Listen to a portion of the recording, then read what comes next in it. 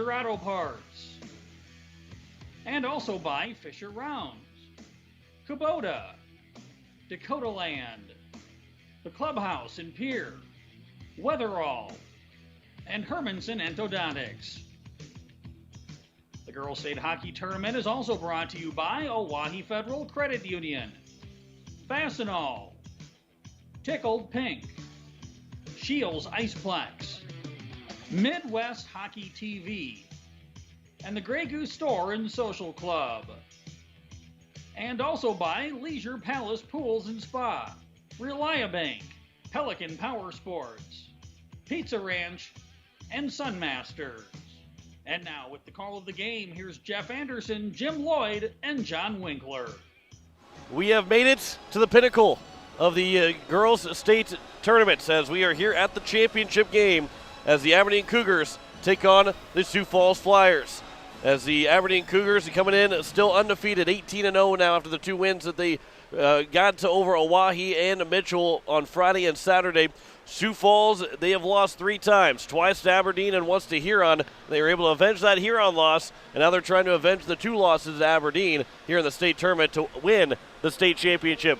It's been the last couple of years that these two teams have been meeting in the state championship, and it's no different this year here in Watertown, but this, Jeff, should be a really good game. Well, the interesting thing is you come into this game, both teams feature 2 very outstanding goaltenders. Sioux Falls gave up only 20 goals coming into this tournament all year long.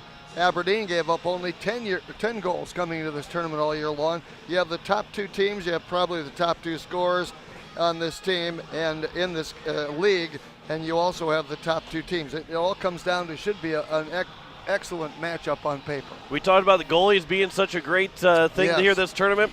Riley Vander Esch comes in with a 0.61 goals against average, and then Ava Myrie is 0.01 behind her, 0.062. These goalies are very good, Jim. So they're essentially equal, really. But Myrie, you have to remember, she's an 8th grader playing on the top team in the state. And credit to Aberdeen. They play 5-man defense all the time. You're going to see Aberdeen scramble back every single time to back check and protect their 8th grade goalie, and that's huge for them. And these two teams they've been tested, but it's been fairly 2 easy wins when it comes down to the final scores. The whistle and the whistle blew, they knew that they were going to move on. A 11-0 win for Aberdeen in Game 1, a 12-2 win for the Sioux Falls Flyers over Huron, and then it was a 7-2 win last night for Aberdeen and a 4-1 win for Sioux Falls over the Brookings Rangers. So both these teams have been tested, but they've been able to kind of reserve a little bit back at the end of the game. Well, and if anybody was tested, Aberdeen was tested by Mitchell. Yeah. And it was last night. They have a little less time, turnaround time to play this game than, say, Sioux Falls did, but they should be fine. The question is, can either one of these teams play from behind? Neither one of them really have done it all year long. You're right. So if somebody can get up a couple goals on these guys, it's going to be interesting to see if they can do that. And really, if you're Aberdeen, you really haven't been down. No. And you were down 2-1 last night against the Mitchell Marlins, and you responded really well. That's the good thing, that Shelby Edwards has seen what this team can do when they're trailing, and it didn't take long to tie it back up. Yeah, 2 great coaches on these both of these squads, and these kids are going to be disciplined, and they're always going to be in the right spot. And in games like this, a couple rolls of the puck make a huge difference. Well, and you talked about discipline. Both teams are disciplined, but a penalty at a bad time could really cost you, too. And you also look at Aberdeen, their PK percentage, 100%. Nobody has scored on them. Isn't that amazing? And Sioux Falls is going to try to be the only team. They will be the only team, if they do it, to score this year on Aberdeen while having a power play. So that's an unheard of stat. I don't know if I ever remember that in any league. They've come 18 games without a goal scored against them while they've been shorthanded, and now they have a chance to finish out with 19 straight games and have never been scored on while they've been serving a penalty. Like I said, been unheard of. I've never heard of it. That should make Sports Illustrated, shouldn't it? It should. Boy, we've seen some like Sports Center top 10 plays earlier today. I think we're going to see some high quality game here again today. We might see another Sports Center top 10 play at some point. Well, you hope it's a game. You hope it lives up to its hype. Yep. And sometimes it does, sometimes it doesn't. It could turn out to be a 6-0 hockey game. But I think the one thing that you can say is we probably have the two best teams in the state are going to play here. Well, they played last year, 4-3. Aberdeen pulled that one out. Last year, oddly enough, Mitchell beat Brookings in the third-place game last year, only was 7-3. Yeah, and Mitchell beat Brookings again here this year again. Yeah. So it's going to be a good one. We are looking forward to this state championship, and we talked about all weekend that it was Aberdeen and Sioux Falls. Those are the two teams that were expected to be at this point, but we had to play to get here. Both teams had to play some really good, tough games to get to this point, and now we'll see which team will come out with a state championship, as they've been back and forth here. Aberdeen's won a couple. Sioux Falls won I think 2 years ago. Aberdeen won last year, and so here's a chance of maybe a little bit of a rubber match in the last 3 years between these two teams in the state championship. So we're looking forward to the matchup. We're gonna have it thrown down the PA here in just a little bit for the introduction of the starting lineups. But first, we got to take our break here of the pregame show. We'll be back. We'll have the introduction of the starting lineups. We'll have all the festivities leading up to puck drop, and we got that puck drop for you next. You're listening to the Girls State Tournament and the state championship game here on Capital City Rock, KSDR, and on YouTube at Capital City Rock Sports. Hello, hockey fans. First National Bank is excited to sponsor the 2021 Varsity Hockey State Tournament. Good luck to all the talented players, and a special shout out to our hometown team, the Hawaii Capitals. At First National Bank, we're always on your team and ready with the assist to reach your financial goals. Check us out at firstnationalbanks.com or at First National BNK on Facebook. Member FDIC and an equal housing lender. The frigid air of winter and the blistering heat of summer can really put a dent into your pocketbook. The gang at Weatherall Roofing and Insulation in Pierce say, just foam it. Saving money on your energy bills is what it's all about with Weatherall Roofing and Insulation. Let Weatherall Roofing and Insulation help you save money with their custom spray foam or blow-in fiberglass insulation. Call 224-7982 for a free estimate. And remember, just foam it. Drop that puck! Drop that puck! Drop that puck! Hey, hockey fans, before or after the game, come on out to Grey Goose Store and Social Club. Dine in, carry out, stop by for refreshments. Fill up your tank with quality fuel. We've got it all at Grey Goose Store and Social Club, just off of Grey Goose Road, behind the red line of the capital city. Go Capitals! When you're in the need for high-quality replacement auto parts, look no further than Zander Auto Parts and Machine Shop in Pierre. Zander's has been servicing the Pierre area for over 40 years. Their professional parts techs can get you the parts you need and get you back on the road. Stop by Zander Auto Parts and Machine Shop at 500 West Sioux in Pierre or call 224-9221. Zander's, your source for domestic and foreign auto parts and accessories. When you're looking for quality trash pickup services, look no further than Envirotech. 6 days a week, their trucks are on the road picking up trash, even holidays. They're also the place to contact for recycling services. Their friendly, professional staff is ready to assist with weekly pickups or even special pickups. Check out the website at envirotechwaste.com. Envirotech is locally operated. Call 224-4804. Envirotech Waste Services in Pierre, proud to support high school athletics. We are back here at Watertown, the Mesa Arena, as we are getting set for puck drop between the between the Aberdeen Cougars and the Sioux Falls Flyers here in Watertown. As we got a really good crowd here. We got a great crowd here. This is great to see. This is what it's all about. And both teams. Girls hockey has come a long way. Absolutely. We love the fact that we've got a chance to call all 11 games, and we're concluding with this game. And the roller coaster going on the other side here for Sioux Falls. I think they're doing the roller coaster. But it's been this is a great crowd on hand. It's going to be a lot of fun. We'll throw it down the PA here in just a moment for the introductions of the starting lineups. And actually, we can throw it on down there right now as we we'll have this for you. And both teams are making their way on the ice, maybe just a little bit here in just a couple of extra seconds. Sioux Falls, well, they haven't yet come out of the locker room yet. We're waiting for them to come on out. But we got those 17 minutes on the clock. Sioux Falls Flyers are making their way out. Here they come. Boy, this is going to be a fun game here for these two teams. We've seen a lot of good hockey between these two teams. And now they get a chance to play each other. Lily Moon, especially for the Sioux Falls Flyers, she led the team out. And Kaitlyn Holland, who scored a hat trick. I think she scored a hat trick in both games so far. Yes. So she's had herself a strong tournament as well. And, of course, the goalies for both teams have been very, very good. Fans, and welcome to the championship game between the visiting Sioux Falls Flyers and the home team Aberdeen Cougars.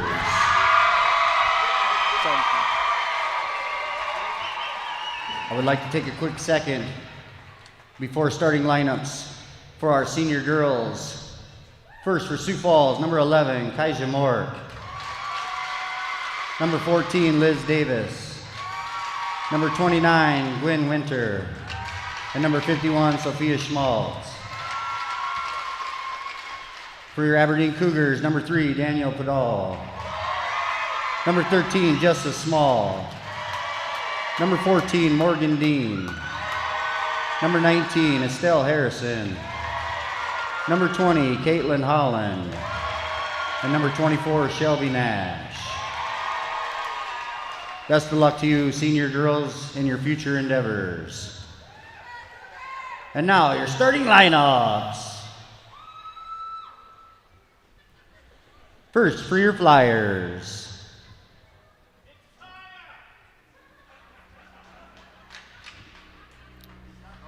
Starting at defense, number 19, Barrett Heft. At the other defense, number 29, Gwyneth Winter. At one wing, number 6, Lily Moon. At the other wing, number 82, Alyssa Lingen. And at center, number 14, Liz Davis. And in goal for your Flyers, number 40, Riley Vander Esch.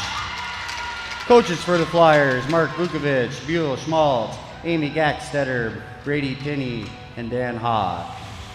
And now, your starting lineups for your Aberdeen Cougars. Starting at defense, number 13, Justice Small. At the other defense, number 24, Shelby Nash. At one wing, number 3, Daniel Padal. At the other wing, number 14, Morgan Dean. And at center, number 20, Kaitlyn Holland. And in goal for your Cougars, number 39, Ava Myrie. Coaches for your Aberdeen Cougars, Shelby Edwards, Matt Orr, and Jason Myrie. Your officials for this afternoon's game are Ron Johnson and Sam Schroeder. The national anthem has been played, so let's play hockey. And we are ready for the state championship game as the Aberdeen Cougars take on the Sioux Falls Flyers. You heard those starting lineups: Lily Moon, Liz Davis, Alyssa Lingen, along with Gwen Winters and Barrett Hefty. And it's going to be Danielle Padal, Kaitlyn Holland, Morgan Dean on offense for the Cougars, Shelby Nash, Justice Small, the defenseman, and Ava Myrie is in nets for the Aberdeen Cougars. 17 minutes are on the clock. We've been waiting for this all weekend. Yes, we have. I hate that it's already here, but it's here, and I'm happy for this game. I'm ready for this game, state championship game. Both these teams have great followings here today. Check out this crowd, huh? Liz Davis will take the face-off against Kaitlyn Holland.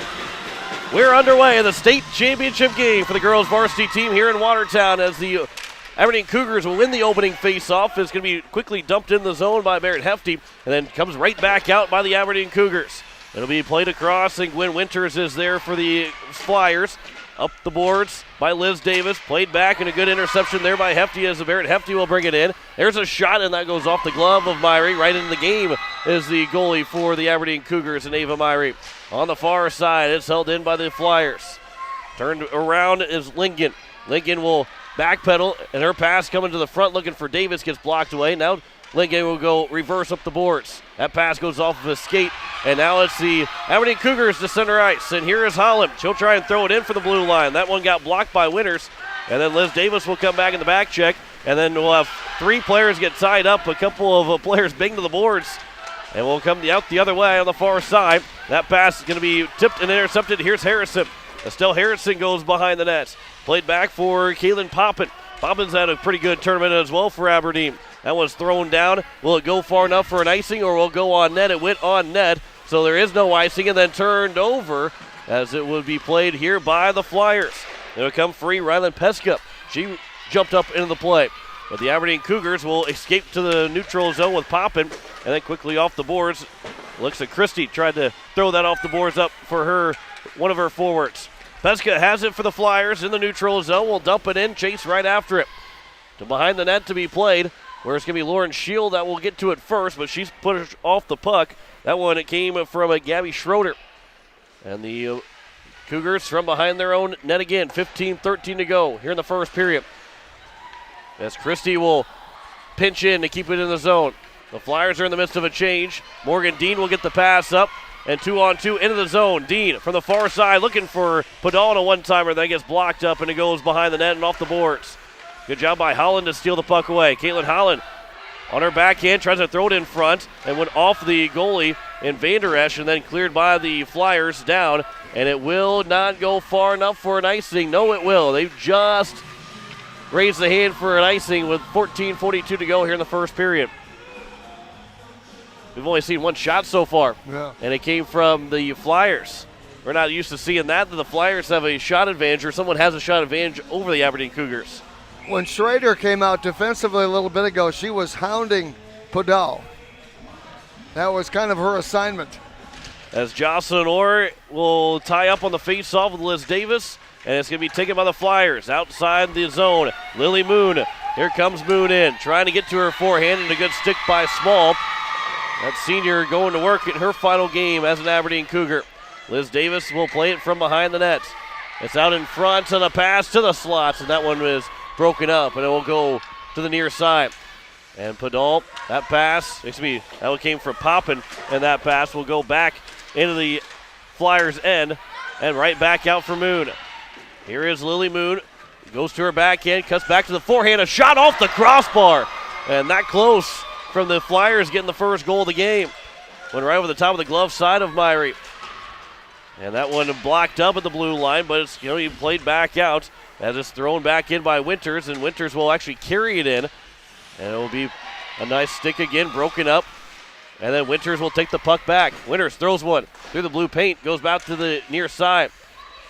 Schroeder goes down to the near side, played over for Ramsey. And Ramsey will try and get back up to the puck, but she's pushed off of it, and it's played across by Shelby Nash. Morgan Dean leaves it for Nash. That one went off of one of the glass panels, and it stayed into the Aberdeen Cougar end, but then it's kicked along by Holland, and Holland will race into the offensive end on her off wing. Tries to get to the front of the net. That's loose in front, and then we get a whistle.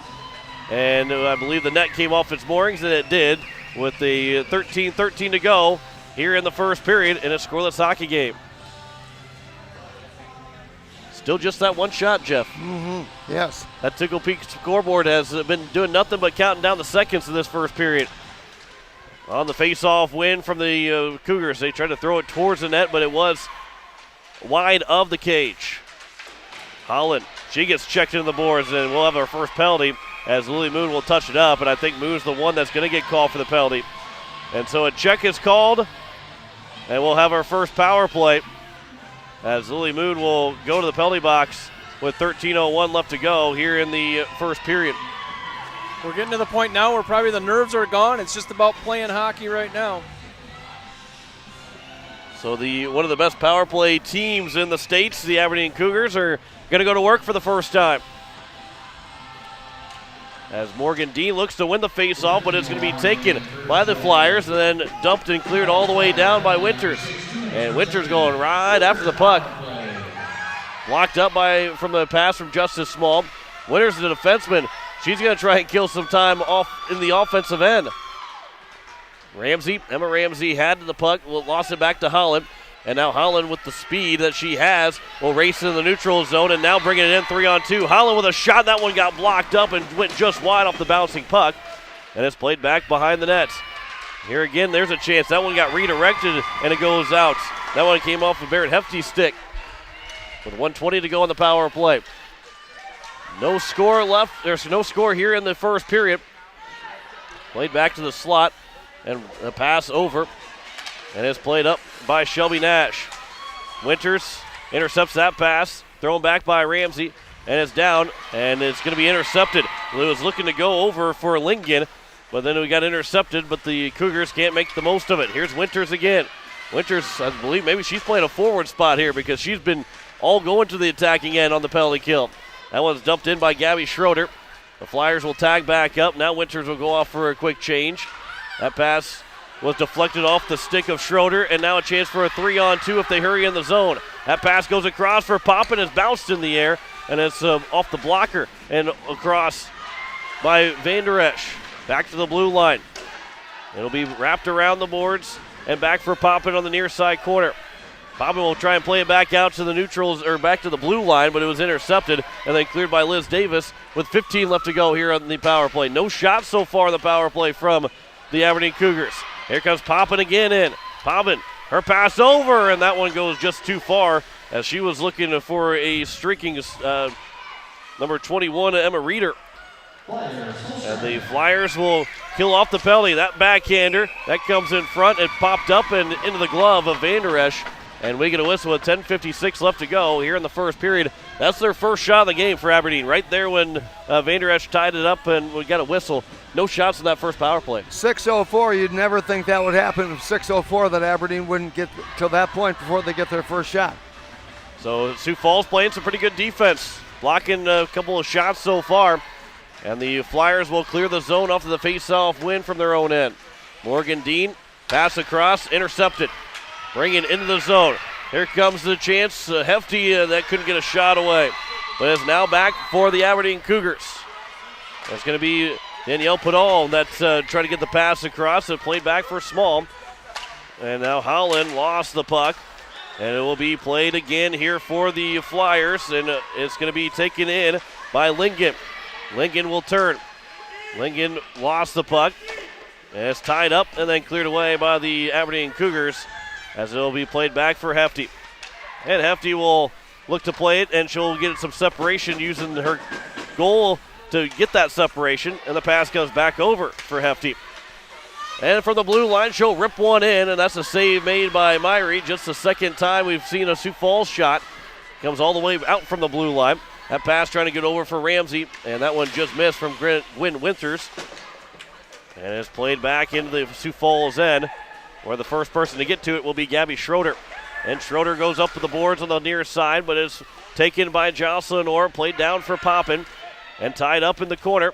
And now Orr will try and get that puck away and take that puck for possession. The pass was trying to come in front, and a good stick again by Van Der Esch. I'm not sure if she got all of it or not, but she was able to keep it going from in the slot. That pass from Orr was a blind pass and was intercepted. But the Aberdeen Cougars again will try and take it away. Poppin took that puck away from Mork. And then it'll finally come back out to the neutral zone where Sydney Hofer has it. 9:13 to go here in the first period. And the Aberdeen Cougars, I believe, have iced the puck, and they have with 9:08 left, with only 2-1 in shots so far in this first period.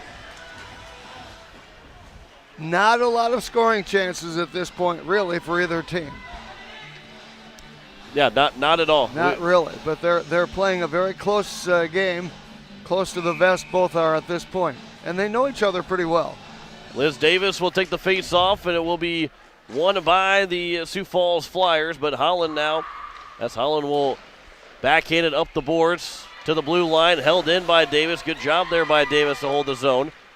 But the Aberdeen Cougars from behind their cage stop and start the other way. Goes Sydney Hofer. And Hofer a pass in the neutral zone, and then there's a huge hit Holland goes down, and she's going to be slow to get up. And we'll see if it's going to be head contact or not. And going to the penalty box will be Lily Moon. If that's head contact, that's a 2 out of 10, and then Lily Moon's done for the rest of the game. Yeah, and she's already got one penalty anyway. Yep, and it is a head contact, 2 out of 10. So that means Moon's done. That's already her third penalty. Ooh, that's a big blow. That's going to be huge. Lily Moon's a big part of this game. So Sioux Falls going to play without one of their best players. Yes. So Lily Moon is in the state championship, is already done. And she lasted just around 8 minutes in this hockey game. That's a tough one for Sioux Falls, because now they play without one of their best skaters. Moon, they were playing without their top goal scorer. She had 24 goals in the season. And now you look at the rest of what Sioux Falls has. Ryland Peska's got 13. Nobody else has more than 10. As the Aberdeen Cougars are on their second power play. So now without Lily Moon, the Sioux Falls Flyers, Hefty goes up the boards. And it's going to be then Lincoln. Can't get it out of her end. Hefty will try the other way. Now she'll stop into the corner. And lost the puck. And it will be played as it will be passed down. Reeder threw it down. That pass trying to get back in front. And then the Flyers will clear the zone. So Bukovic has got to jumble his lines a little bit here, because Lily Moon's on that second line. Someone else is going to have to jump up there. Maybe Sophia Schmaltz. But Gwen Winters has it right now. Right now they're trying just to kill off this penalty.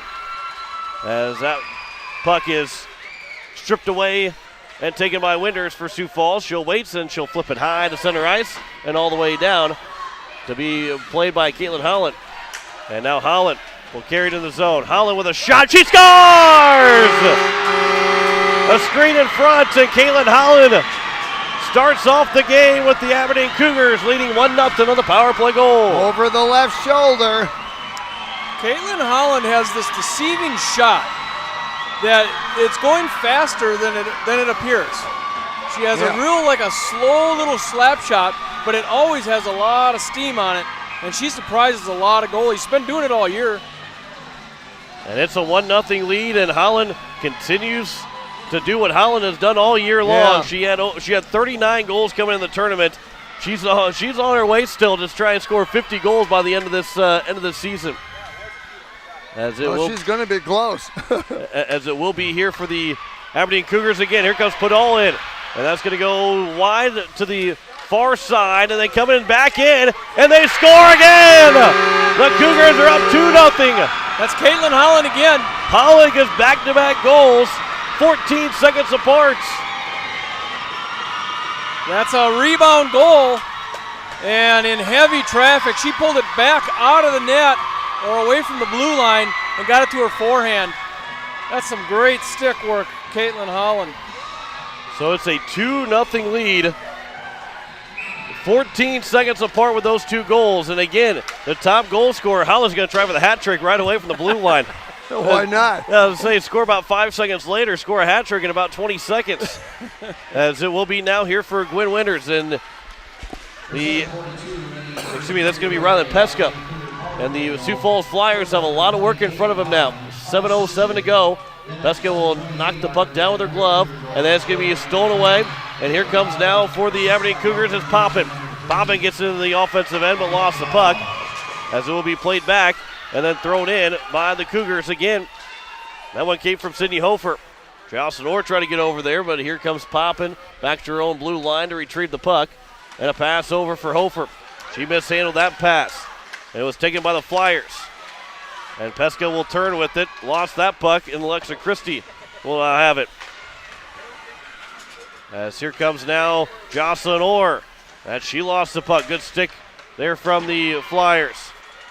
That one came from Ryland Peska again. 6:20 to go here in the first period. 2-0 is her score. Kaitlyn Holland will step back on the ice. She's got 2 goals so far. Morgan Dean in. They'll come all the way. Sticked away by Van Der Esch. And then Morgan Dean with 2 different Flyers around her can't control the puck. And the Flyers now will go off the glass, and they will go down. and they will get an icing called with 6:02 to go here in the first period.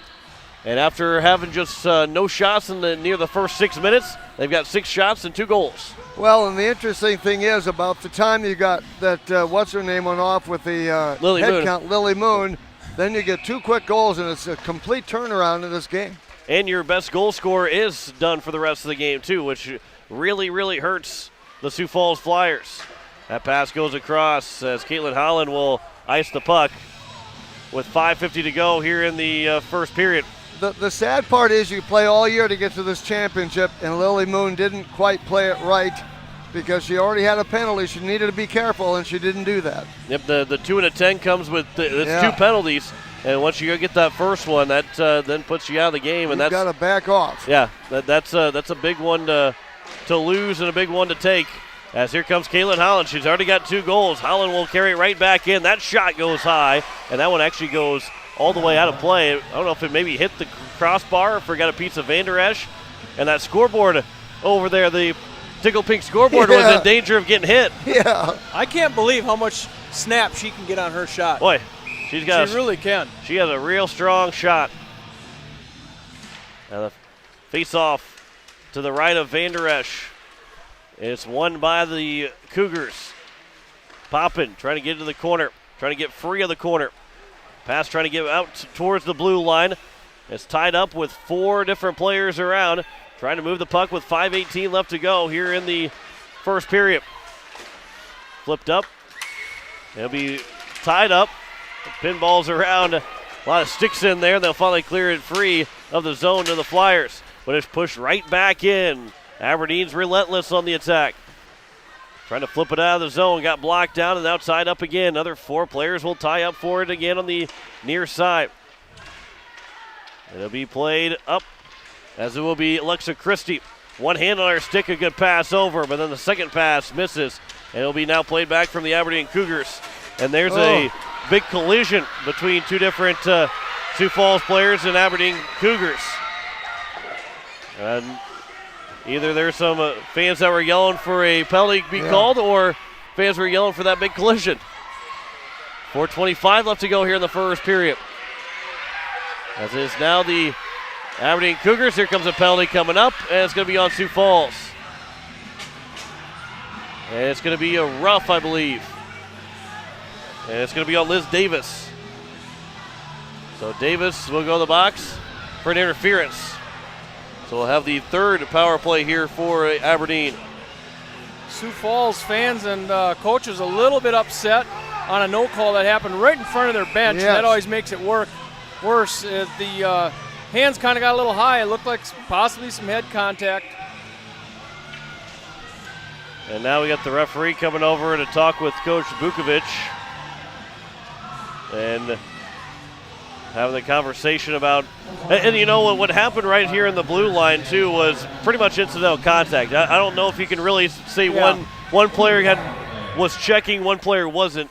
I think there was just some incidental contact. And I think what the bench is upset about, John, is the fact that some arms came up into the grill of one of the Sioux Falls players. And again, it happens right in front of your bench, so it kind of makes it worse. And the face-off on the Pelican Power Sports power play for the Aberdeen Cougars, their 3rd one of the first period. And it will be controlled here by the Aberdeen Cougars. And that played back, and it's intercepted by Hefty as it was going to go down for an icing, but Hefty will throw it back the other way. And now the Aberdeen Cougars, that pass goes up. And it'll be played back. Here is Hefty.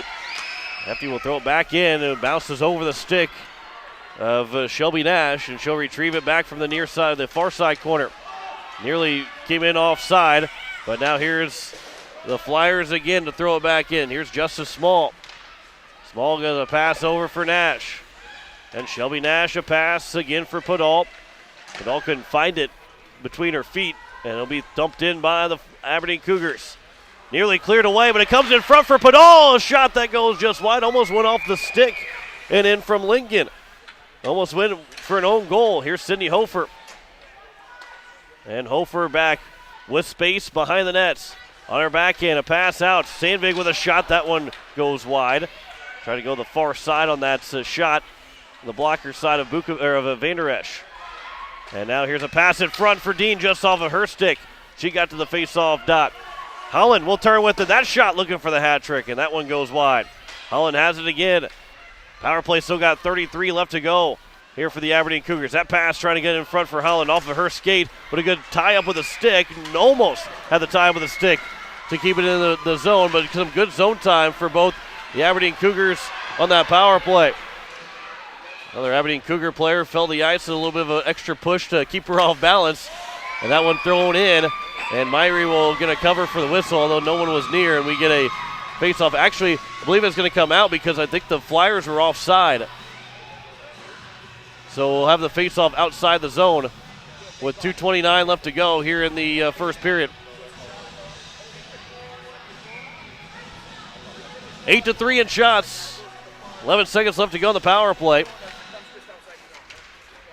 As it will be the face-off won by the Aberdeen Cougars. They'll throw it in, trying to get a quick work here on the last couple seconds of the power play. The Flyers are back to full strength. 1 for 3 in the power play now are the Aberdeen Cougars, the Pelican Power Sports power play. Here's Poppin. Poppin will turn. Aberdeen Cougar fell to the ice. Has turned back for Shield. And Lauren Shield with some space and time. She'll walk into the circle, and the shot was blocked and then cleared by the Flyers, and it'll go down for an icing, and they'll get a face-off back in the Flyers' end with 1:54 left to go here in the first period. 8-3 in shots on the Tickle Pink scoreboard. Haven't seen this few shots for both these teams all tournament long. That's rare, isn't it? We've seen 25 shots by the Cougars in one period. Face-off is won. Holland wins the face-off for Dean. The shot goes wide.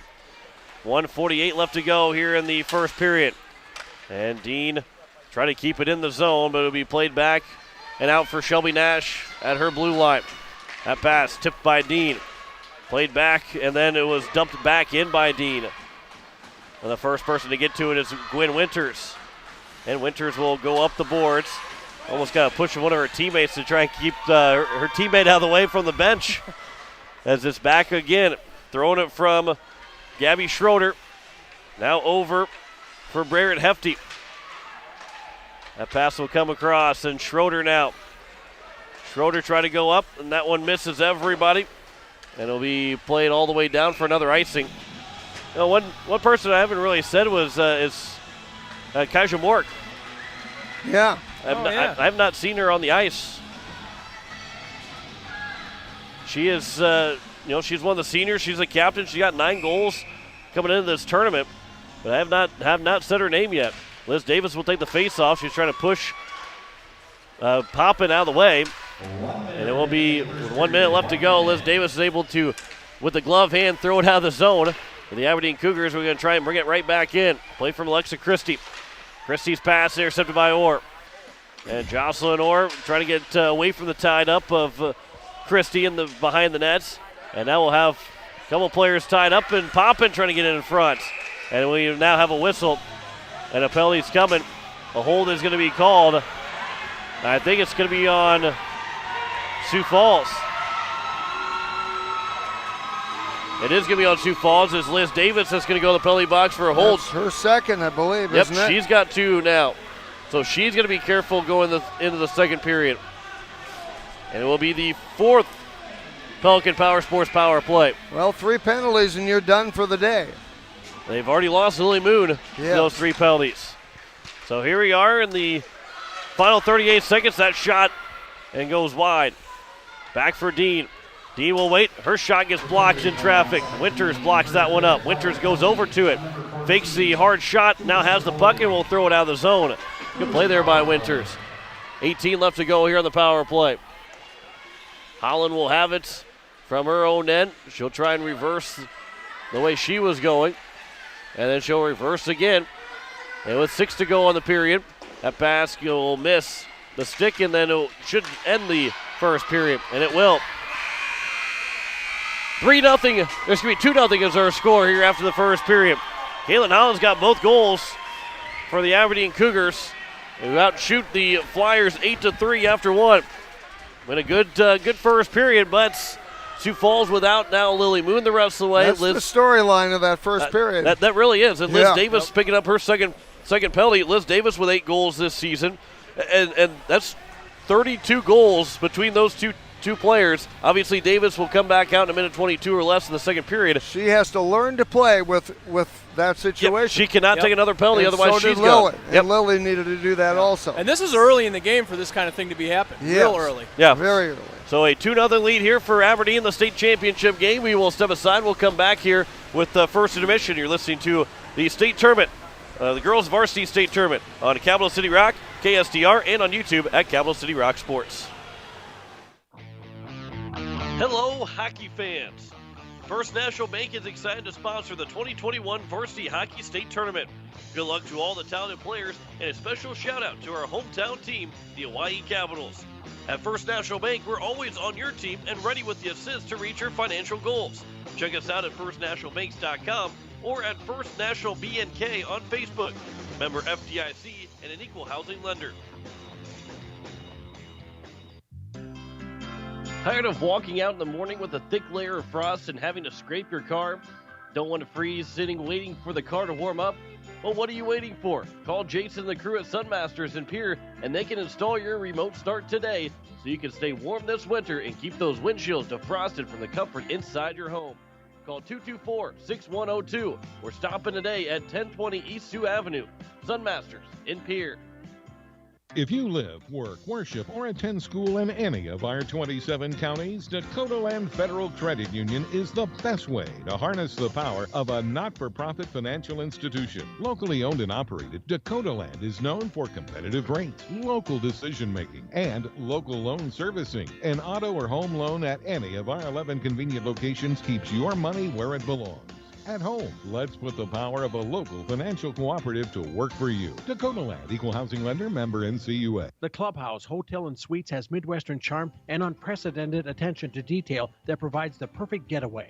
The Clubhouse Hotel and Suites provides a complimentary deluxe continental breakfast featuring hot waffles, biscuits, and gravy. They also have an indoor children's water playland, whirlpool and fitness center, and a beautiful backyard patio with seasonal fire pits. Everyone deserves a night away. Call 605-494-2582 to make your reservation today. The Clubhouse Hotel and Suites. Experience luxury in the heart of South Dakota. Looking to start the new year off right? Why not start it with an auto loan with Oahe Federal Credit Union? For a limited time, Oahe Federal Credit Union is offering 90 days no payments on all auto loans with rates as low as 2.4%. There is no going wrong. Stop in at 221 East Pleasant Drive in Pierre and see how the girls of Oahe Federal Credit Union can help you. People helping people. Oahe Federal Credit Union.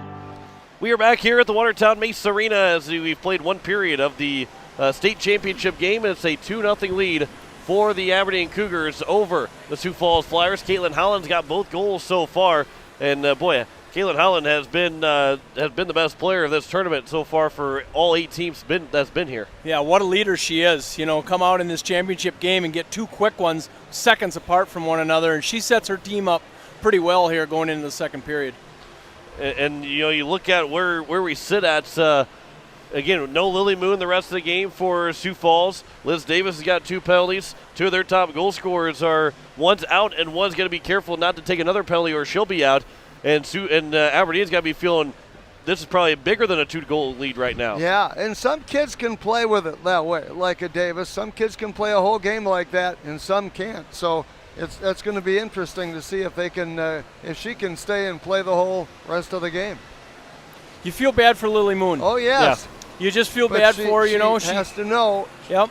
She had to be careful, and she's an aggressive player, and she's a good player. Yeah. But that's a huge loss for Sioux Falls. Yeah, it is. And I do also think that was the right call by the officials. Absolutely. It happened right Absolutely. in front of us. And, you feel bad for Lily Moon, but I think the officials got it right, that there was head contact and that should have been a 2 and a 10. And that's what that's what you want to do. You want to protect this game. You want to protect the players in the game, and that's one thing that I don't think that wasn't a vicious hit by Moon. That wasn't on purpose. Right. It was an accidental hit, but it was a hit that it is deemed worthy of a 2 and a 10. Yep, and it did have to be called. As referees, you just make your calls the way they are, and you have to do that early in the game. You have to make those calls early in the game, especially a game like this when there's a lot at stake. things will get out of hand if you don't. It's the right call, and I do feel bad for Lily Moon, but it's the way the game goes. And now the Flyers, again, they got to kill off another minute 22 of this penalty of Liz Davis, and then they got to start to get to work. They've got to find a way to pull within one by the end of the second period. Otherwise, things could get away from them because this Aberdeen team, I know Sioux Falls is number 2 in the league, but this Aberdeen team is really good if they can stranglehold you because they don't let up if they get a 3-4 goal lead. Yeah, it's important for Sioux Falls not to start to push. Still play your game, and you do a lot of things well, like you have all year, but don't push too much here. Let's just play your game, settle back down. Yeah. There's a lot of game left. And that's it's going to be tough. You're trying to come back from a 2-goal deficit. Coming back from a 1-goal deficit against Aberdeen is tough.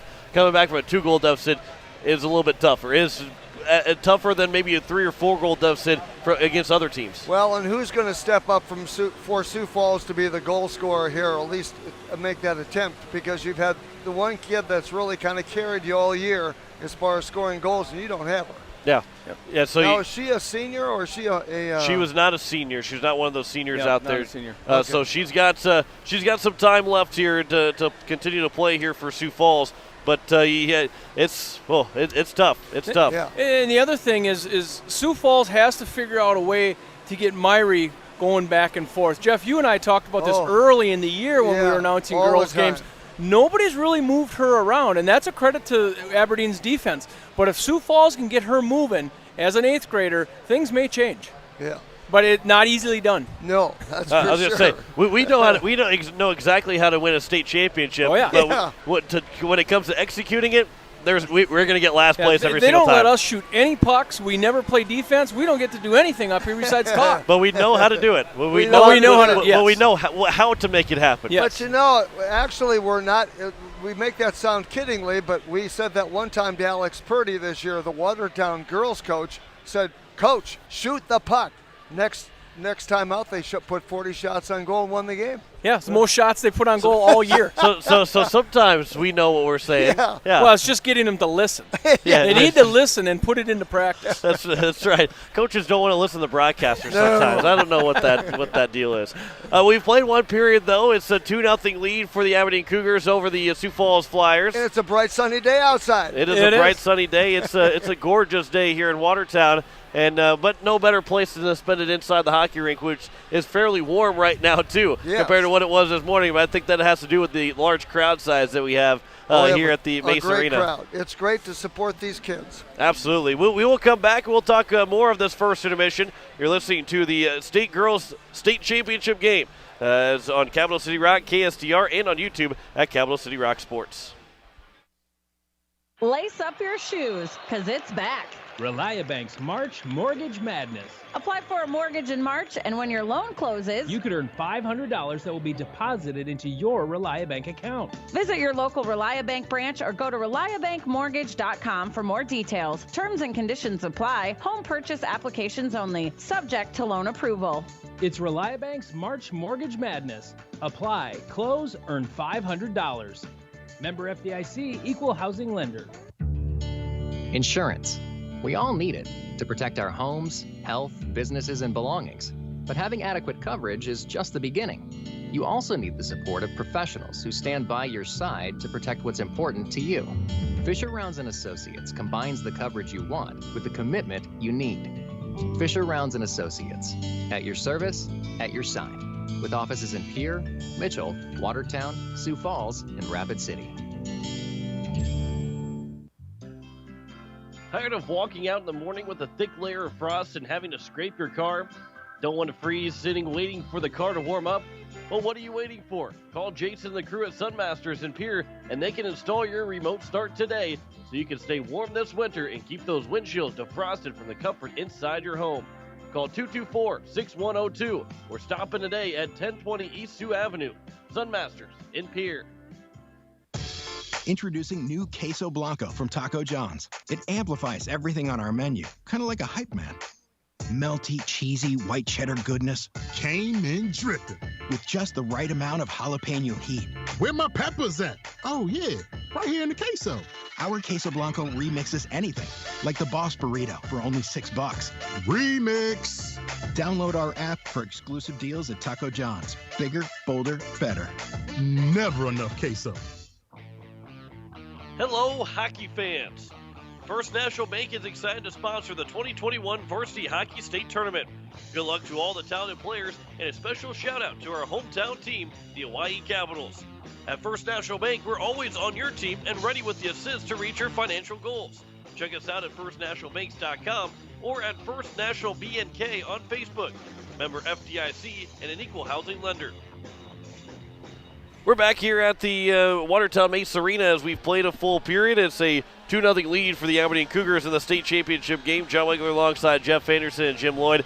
Guys, I want to say, too, before we get to the second period, is that this was a heck of a tournament put on by Watertown. This is they set the bar for next week when Sioux Falls will host the boys' state tournament. This has been a lot of fun. The hospitality that Watertown has, and I know you guys can say good things about Watertown, but people say, "Well, you're just from Watertown." Yeah. So let me say it for you guys too. Thank you. Is that this has been a fantastic tournament, and Watertown should be very, very proud of the state tournament that they put on here this year.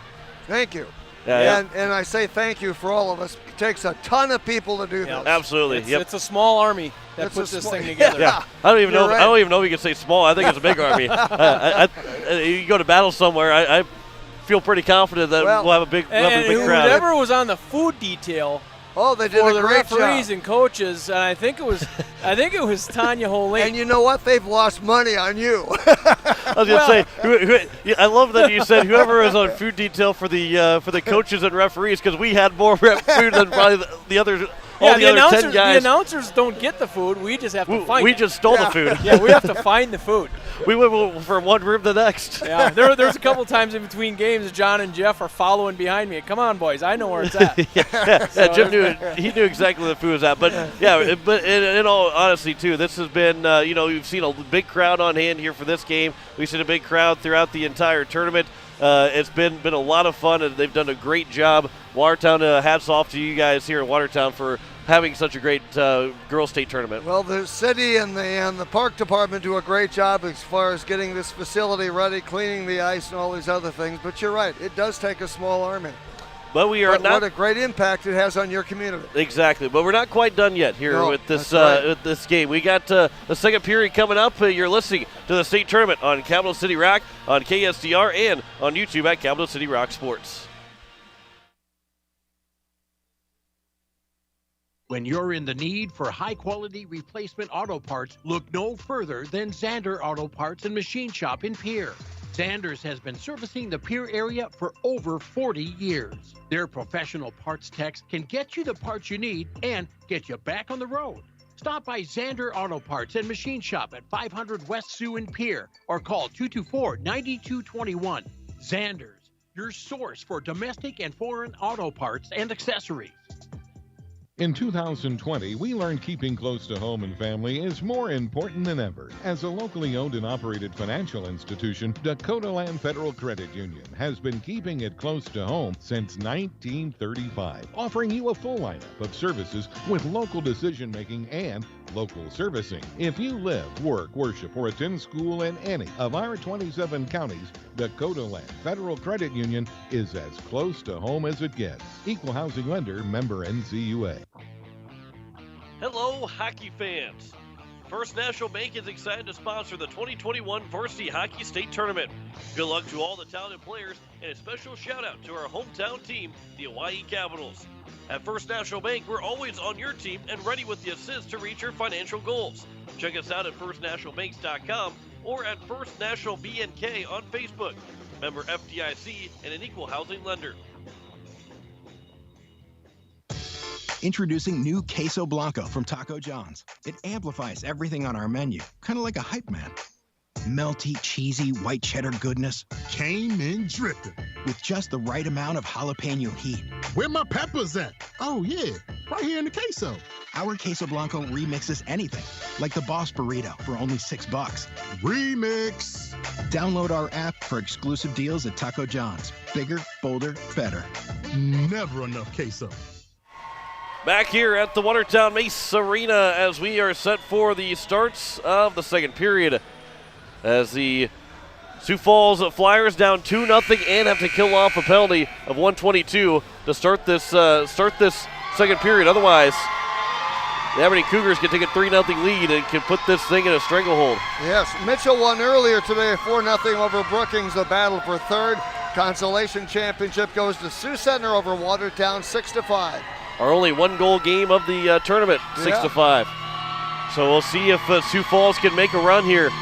See if they can get and like Jim said too, you don't need to push. You don't have to push. No, plenty of game left. Yep, still a lot of game left to go, and you don't have to worry about scoring one right away, but you can't put yourself down 3-0 to this Aberdeen team.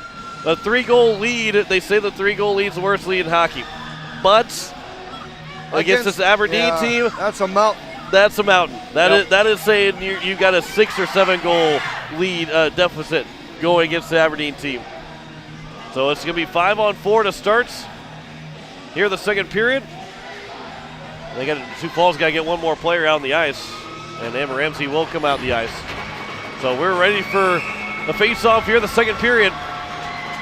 2-0 is our score, and Morgan Dean will win the face-off for Aberdeen and throw it right in the Sioux Falls end. And then it will be blocked up. Although I believe that stung one of the Aberdeen players as Sydney Hofer had it, but she lost the puck. I think when that puck she's going to hobble off the ice. She blocked the puck, and then she came off hobbling. There's a shot by Dean, that save made by Van Der Esch. There's a pass comes out. Holland looking for the hat trick again. That shot gets blocked up by Ramsey. And it'll come back out in the neutral zone, and Holland will backhand it over for Dean as she'll carry it in. And Morgan Dean will stop just beyond the face-off dot. Play pitch and catch with Holland, and the shot gets blocked. And out to the near side, but not out. Now here's Winters will turn with it. Winters didn't get all of it to clear the way. Off the goalpost, a redirect, a shot, save made. And the Flyers are able to keep it off the side of the net. And we get a whistle. Oh, that was close. Wow. That was close. That was very, very, went off. It was redirected off the post, and the rebound came right out in front. And Van Der Esch, I think, got a glove on it to make a huge She save. never left position, though. She was always in position. That's a huge, huge stop there for Van Der Esch. And it remains 2-0. And for Sioux Falls. Yeah. And it remains 20 seconds left to go here in the power play for the Aberdeen Cougars, trying to extend their 2-goal lead. Cougars from the neutral zone. Played up. And it'll be play from Emma Reeder. There's a shot and a save made off of a pop and stick as Van Der Esch is able to get that save. Now here's a chance for Sioux Falls as they will have a chance for a 3-on-1 coming in. There's a shot, and that one got blocked as it never got towards Myrie. There's another shot and a save made. Another chance and a save. There's another shot and a save made by Myrie. 3 saves in one sequence by Myrie. And it remains 2-0. And the Flyers will get out of their own end. And here comes now again the Sioux Falls Flyers. Here's Mork. She's been in the game the first time we're saying her name. That pass, that one goes through the slots. And then sliding in, blowing a tire and going in the boards went Rylan Peska as the puck will come back out. Winters will push it forward. Peska with a shot gets blocked in front.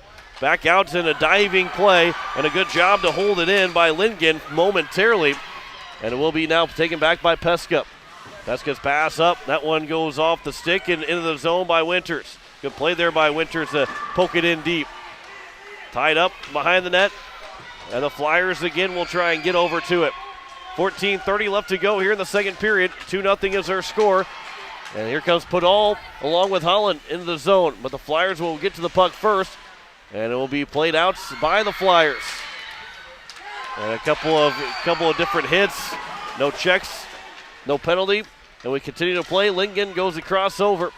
And Rylan Peska lost it off of her stick, but Lingen was there.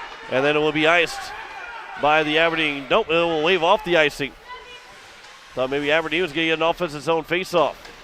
Here is now Podol up for Holland. Good pass from Podol for Holland.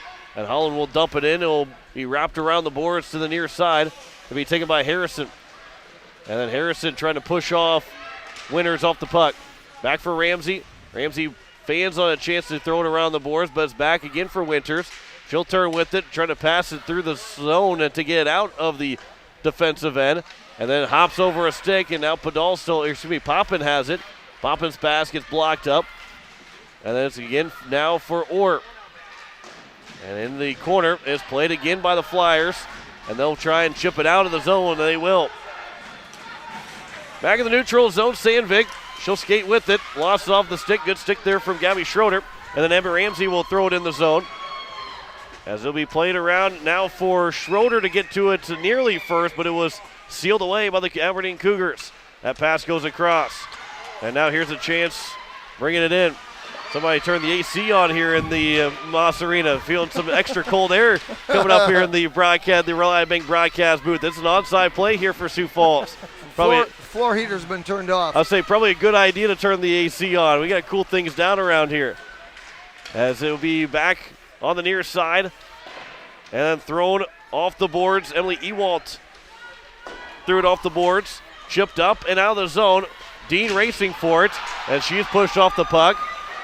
And the referees deem as the Aberdeen Cougars, all the refs for the Aberdeen Cougar fans saying that it should have been a penalty, but now here comes the Sioux Falls Flyers. They'll bring it in. And I think maybe some of the Sioux Falls fans that were referees wanted a penalty call than Aberdeen. We'll go the other way, though. Holland up for Morgan Dean. And Dean lays it back for Holland. Her shot in that one whistles wide. She's still looking for that hat trick. She scored the first two, the only two of the goals so far. Dean trying to get in front. Here comes Holland to her forehand. She scores! There's a hat trick for Kaitlyn Holland. A natural hat trick. A natural hat trick, and the hats are raining down on the ice here at the Watertown Mace Arena. Doesn't get any smoother than that, does it? Such good control in traffic in front of the net. Complete control of her stick. Puts that thing right exactly where she aimed it. Good patience. A great athletic move. So it is a hat trick for Holland, as she's gotten a hat trick in all 3 games so far. Wow, they get all the hats back. Well, if we get another hat trick, those hats will come right back on the ice. You don't got to wait till the end of the game to get your hats back. As it will be still in the zone here for Aberdeen. That's chipped up. That's actually going to go out of play. A puck out of play, and we'll get a whistle here that's going to be in the zone. And I don't know if anybody even retrieved the puck. I think they're just letting it sit there. I didn't see anybody bend down to pick it up. Davis and Morgan had an exchange of pleasantries, I'm sure. Maybe they're talking about where they're going to go to college here in a couple of years. Yeah. As that was a shot, well, I think maybe next year where they're going to go to college. I think they're both seniors. As that one's going to be up but not out of the zone. Aberdeen leads 3-0 here with 11:38 to play. There's a shot low to the ice, and a save is made. And we get a whistle. Oh, Padal was looking for a rebound. That one came off the stick of Shelby Nash. 13-6 in shots. 11:34 to go here in the second period. And a 3-0 lead for the Aberdeen Cougars on the tickled pink scoreboard. The faceoff is won by the Flyers. Peska trying to go up the boards for Schroeder. It'll be played back. That one backhander towards the net from Orr, trying to get it to Poppin, but instead now Ramsey has it and will get it out of the zone, but it'll be touched back again by Sandvig, and a good pass as then Sandvig gets thrown into the boards. And then Schroeder will grab the puck, Mork grabbed the puck, dropped it, and the pass for Ramsey goes behind her, and it'll be played back for Sydney Hofer.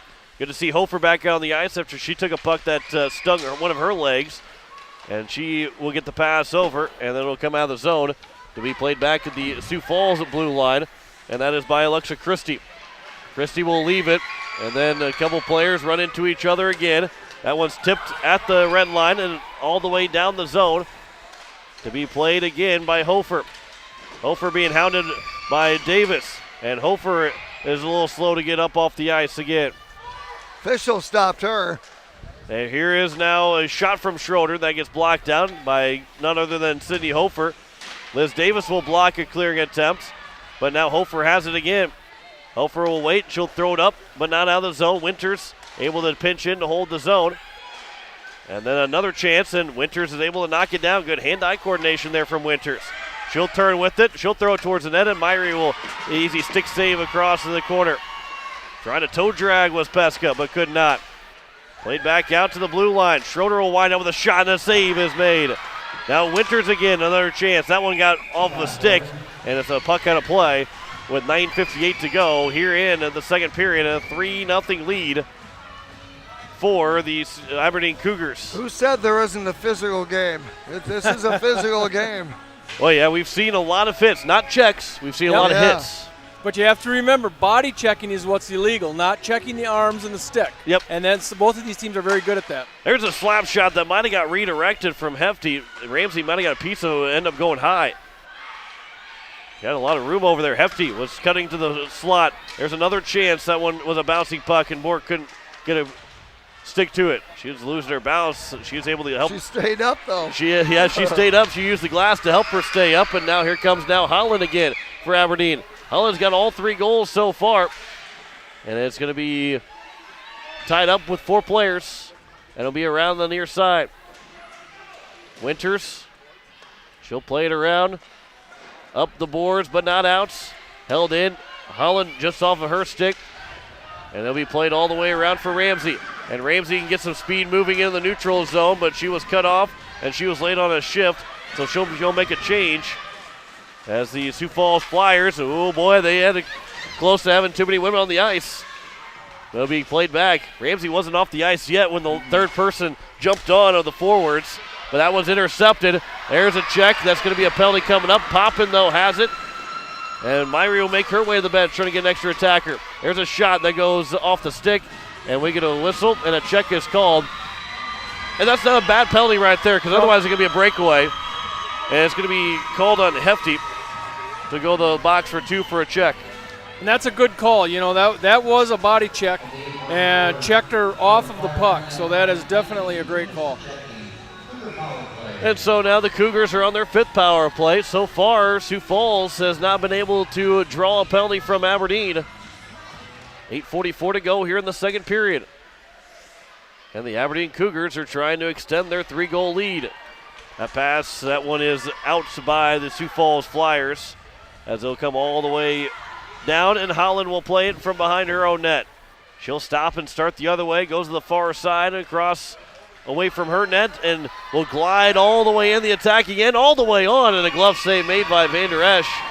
Boy, I don't know if you really want Holland, if you're Sioux Falls, want Holland to skate from back behind her own net and take it all the way down the ice and get a shot. She's so efficient when she skates. It looks like she's hardly moving, but she's going past everybody. Yeah, that is a natural glide that is just faster than anybody else trying to skate hard.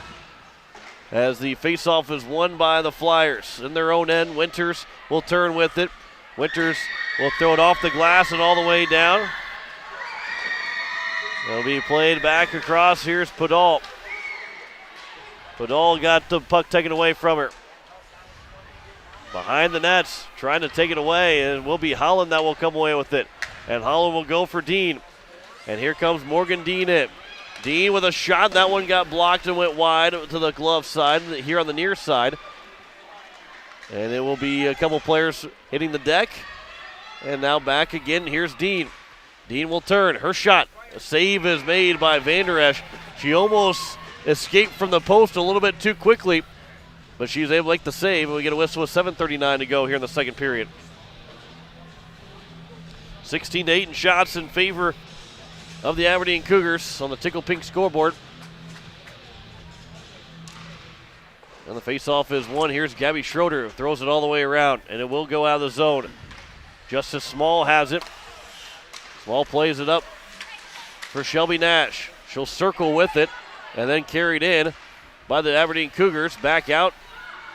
And now here is Shelby Nash again. She'll start to walk it in. Her pass goes over here on the near side. Comes across. That's a high shot that was going over the net. But Van Der Esch was able to swipe that glove up there and pull it down to get a whistle with 7:14 to go here in the second period. Another offensive zone faceoff here for Aberdeen with 27 left to go on the power play. And he played all the way around. And it'll be for Justice Small. And Small will walk it in. Her shot. That one got all the way through, and a save made by Van Der Esch. Pass again for Small. Goes back across from the goal line on the corner. Trying to get it back out. There's one that goes all the way through and just missing of Kaitlyn Poppin. 2 seconds and 1 of the power play. We're back to 5-on-5. And we get a whistle and a crease violation is called, and we will have a neutral zone faceoff just outside the Sioux Falls end with 6:42 to go here in the second period.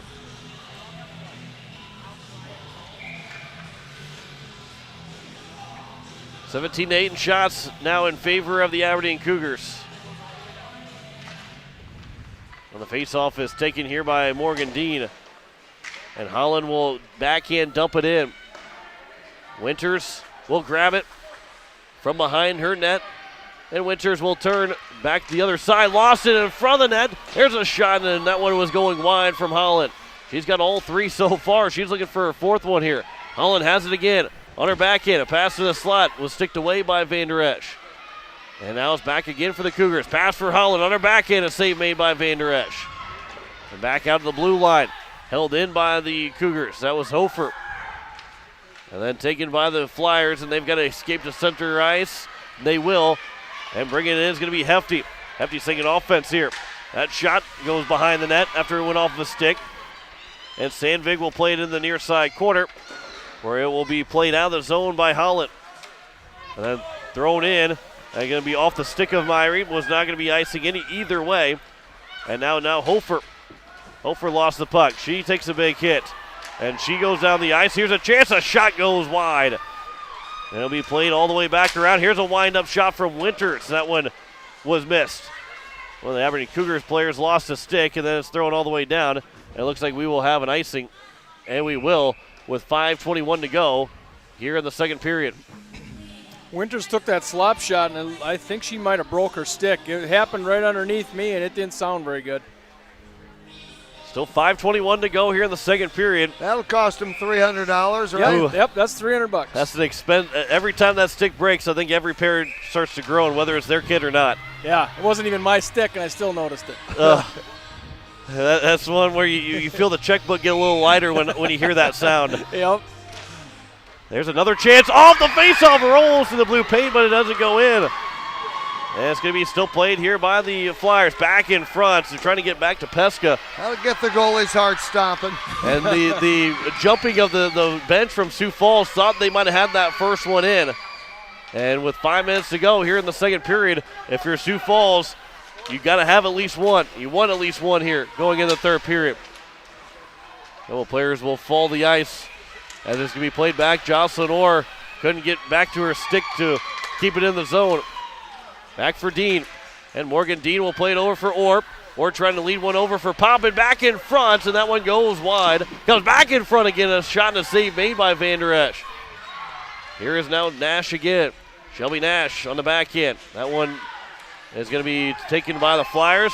Thrown down, and it will be an icing with 4:23 to go here in the second period. So if you're Sioux Falls, you really feel like you got to score right here. Yeah, they really do. You're down 3-0. You got to find one.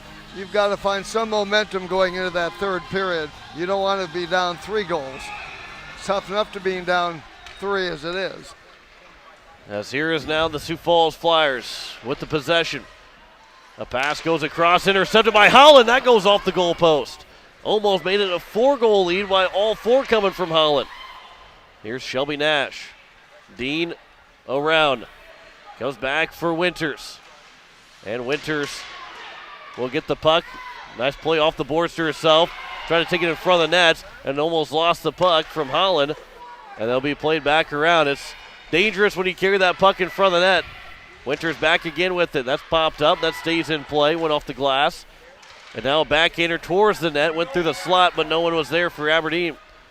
Morgan Dean played back around.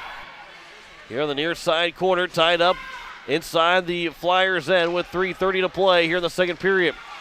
Gabby Schroeder a pass across. Here's Ramsey, and Ramsey will dump it in. Mork will chase. And Mork and Small will tangle up behind the net. And it looks like one of the players, it was Mork that lost her stick. Taken back by Schroeder. Poked off of her puck. That shot goes a bouncing puck that got through, and Myrie made the save. Played back off the boards. And now here is a chance again Shelby Nash, her pass goes off the face mask of one of the Sioux Falls players. That was from Hefty. One way to block a pass attempt, take it off the face mask. A good thing they got those cages in front. Whatever works. Whatever works. It's a state championship game. 2:45 left to go here in the second period. As it's now for Sioux Falls again. Here comes Hefty. 3-on-2. The Flyers will bring it in. Hefty. A good back check by Orr. Hefty still has it, but couldn't get a shot away at that point. Back in front, there's a shot. Save is made, and the rebound, it does not go back for the Flyers. And now a 2-on-2 coming the other way. In the zone comes Poppin. Poppin on the backhand, turns to the forehand. Her shot, save made by Van Der Esch, and we get a whistle with 2:16 to go here in the second period. 22-12 in shots now in favor of the Aberdeen Cougars with a 3-0 lead. And guess who's going to take the face-off for the Cougars? Yeah. Girl that's got all 3 goals so far for Aberdeen, and Kaitlyn Holland. And the face-off was won by Aberdeen, but it went off of a skate. And even late in the period, it still went down out of the zone. That pass back for Mork. But instead, the pass again goes all the way across. And it will be here for Sioux Falls. There's going to be for Aberdeen.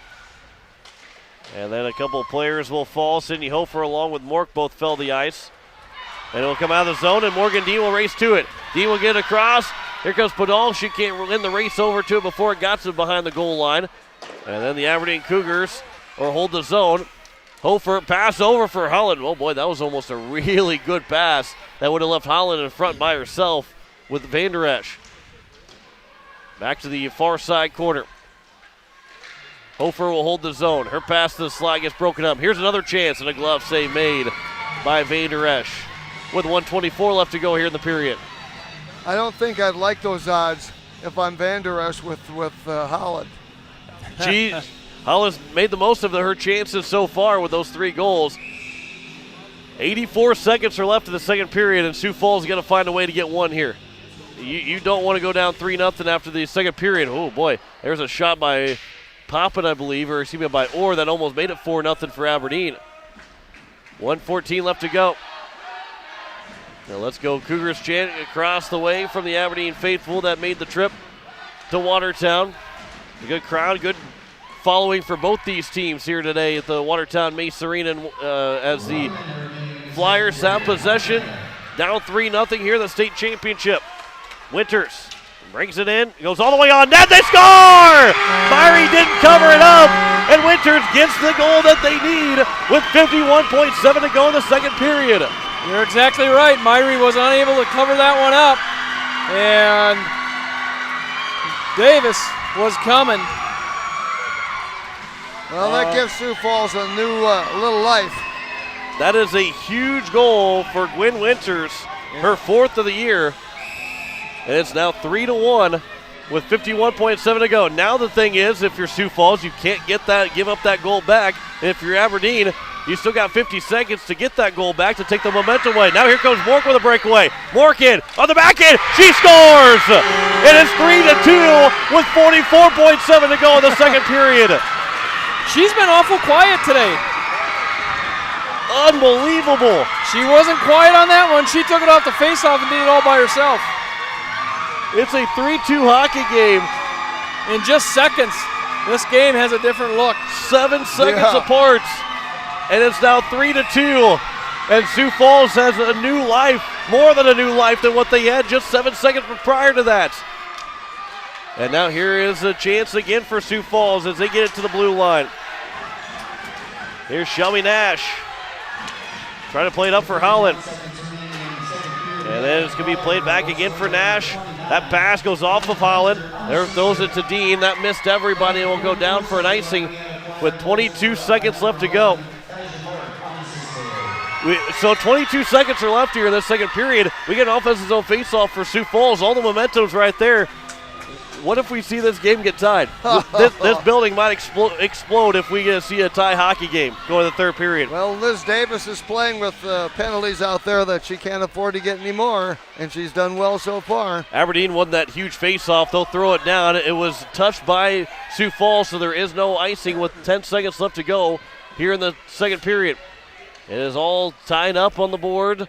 3-2 is our score. Aberdeen leads by 1, and that should do it for the end of the second period as we have the period coming to an end. We had 7 of the 10 players on the ice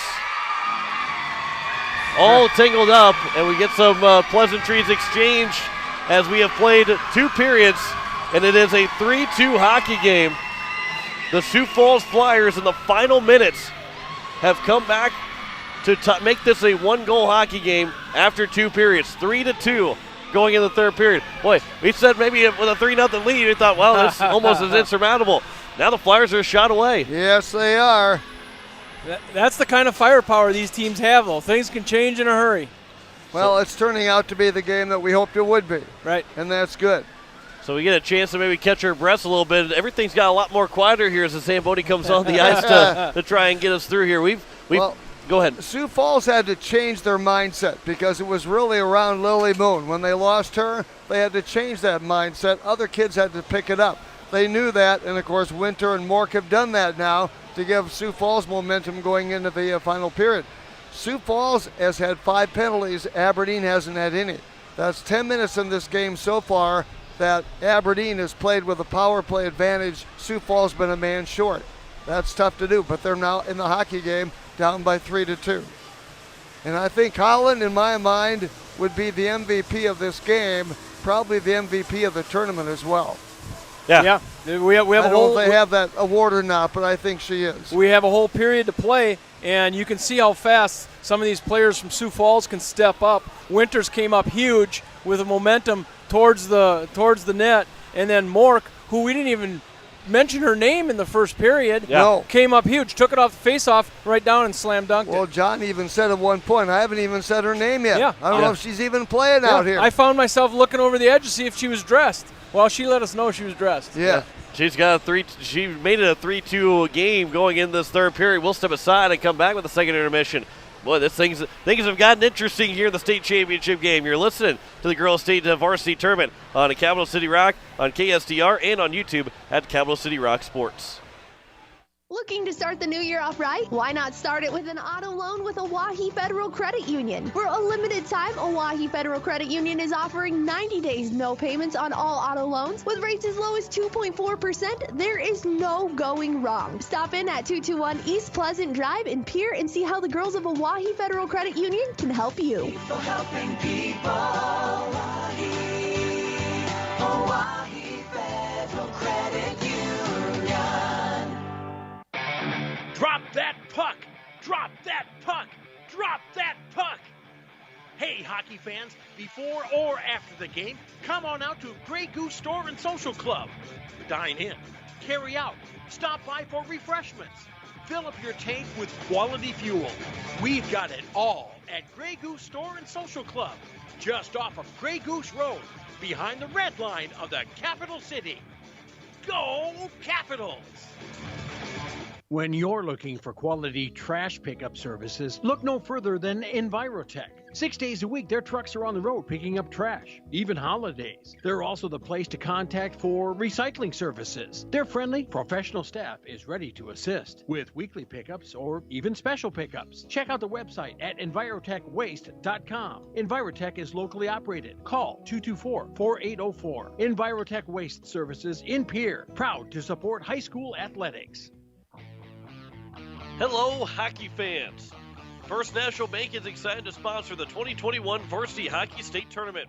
Good luck to all the talented players, and a special shout out to our hometown team, the Owyhee Capitals. At First National Bank, we're always on your team and ready with the assist to reach your financial goals. Check us out at firstnationalbanks.com or at First National BNK on Facebook. Member FDIC and an equal housing lender. Tired of walking out in the morning with a thick layer of frost and having to scrape your car? Don't want to freeze sitting waiting for the car to warm up?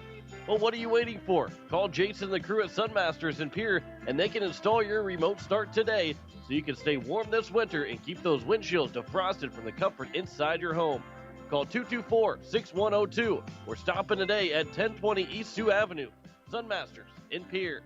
As we welcome you back here as the second period is done and the Aberdeen Cougars lead 3-2. They led 3-0 with Kaitlyn Holland to get a hat trick, the natural hat trick to start this game. Basically, in the first, that 14 seconds apart, 7:42, 7:28 in the first period, and then she scored 11:59 left to go in the second to get that 3-0 lead.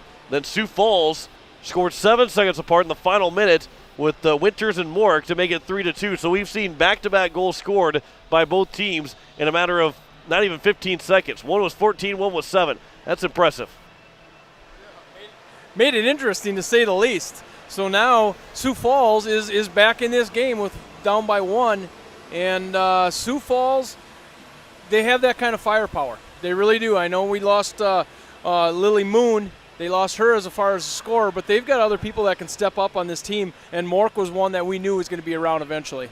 And, after that penalty to Moon that had her, then she was kicked out of the game for their third penalty, you kind of felt like, oh, boy, here comes now Aberdeen. Yep. They're going to just roll with this one. They're the best goal scorers out for Sioux Falls, but they're a deep team that scores a lot of goals. Moon just has the most, but they can score goals. The rest of the team can score goals, and now they just need one shot to tie this game up. Yeah, credit to Sioux Falls and their coaching staff. They just kind of held it together. We talked a little bit about that. Do what we do. They held it together. They lost one of their best scorers in this one, and they've got other kids that'll step up, and I think you'll continue to see Sioux Falls step up here at the end of this period.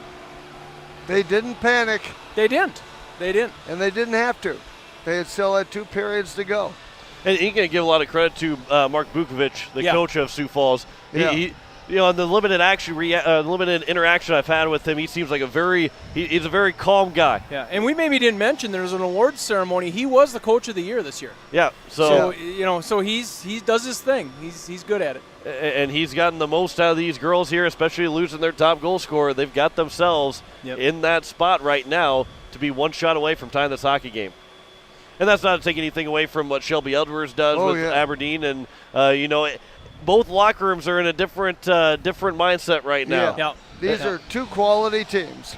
Yeah, absolutely. And we're seeing this firsthand with a 3-2 game after 2 periods. It's kind of fun to see the big guns go at it, isn't it? Yeah. Boy.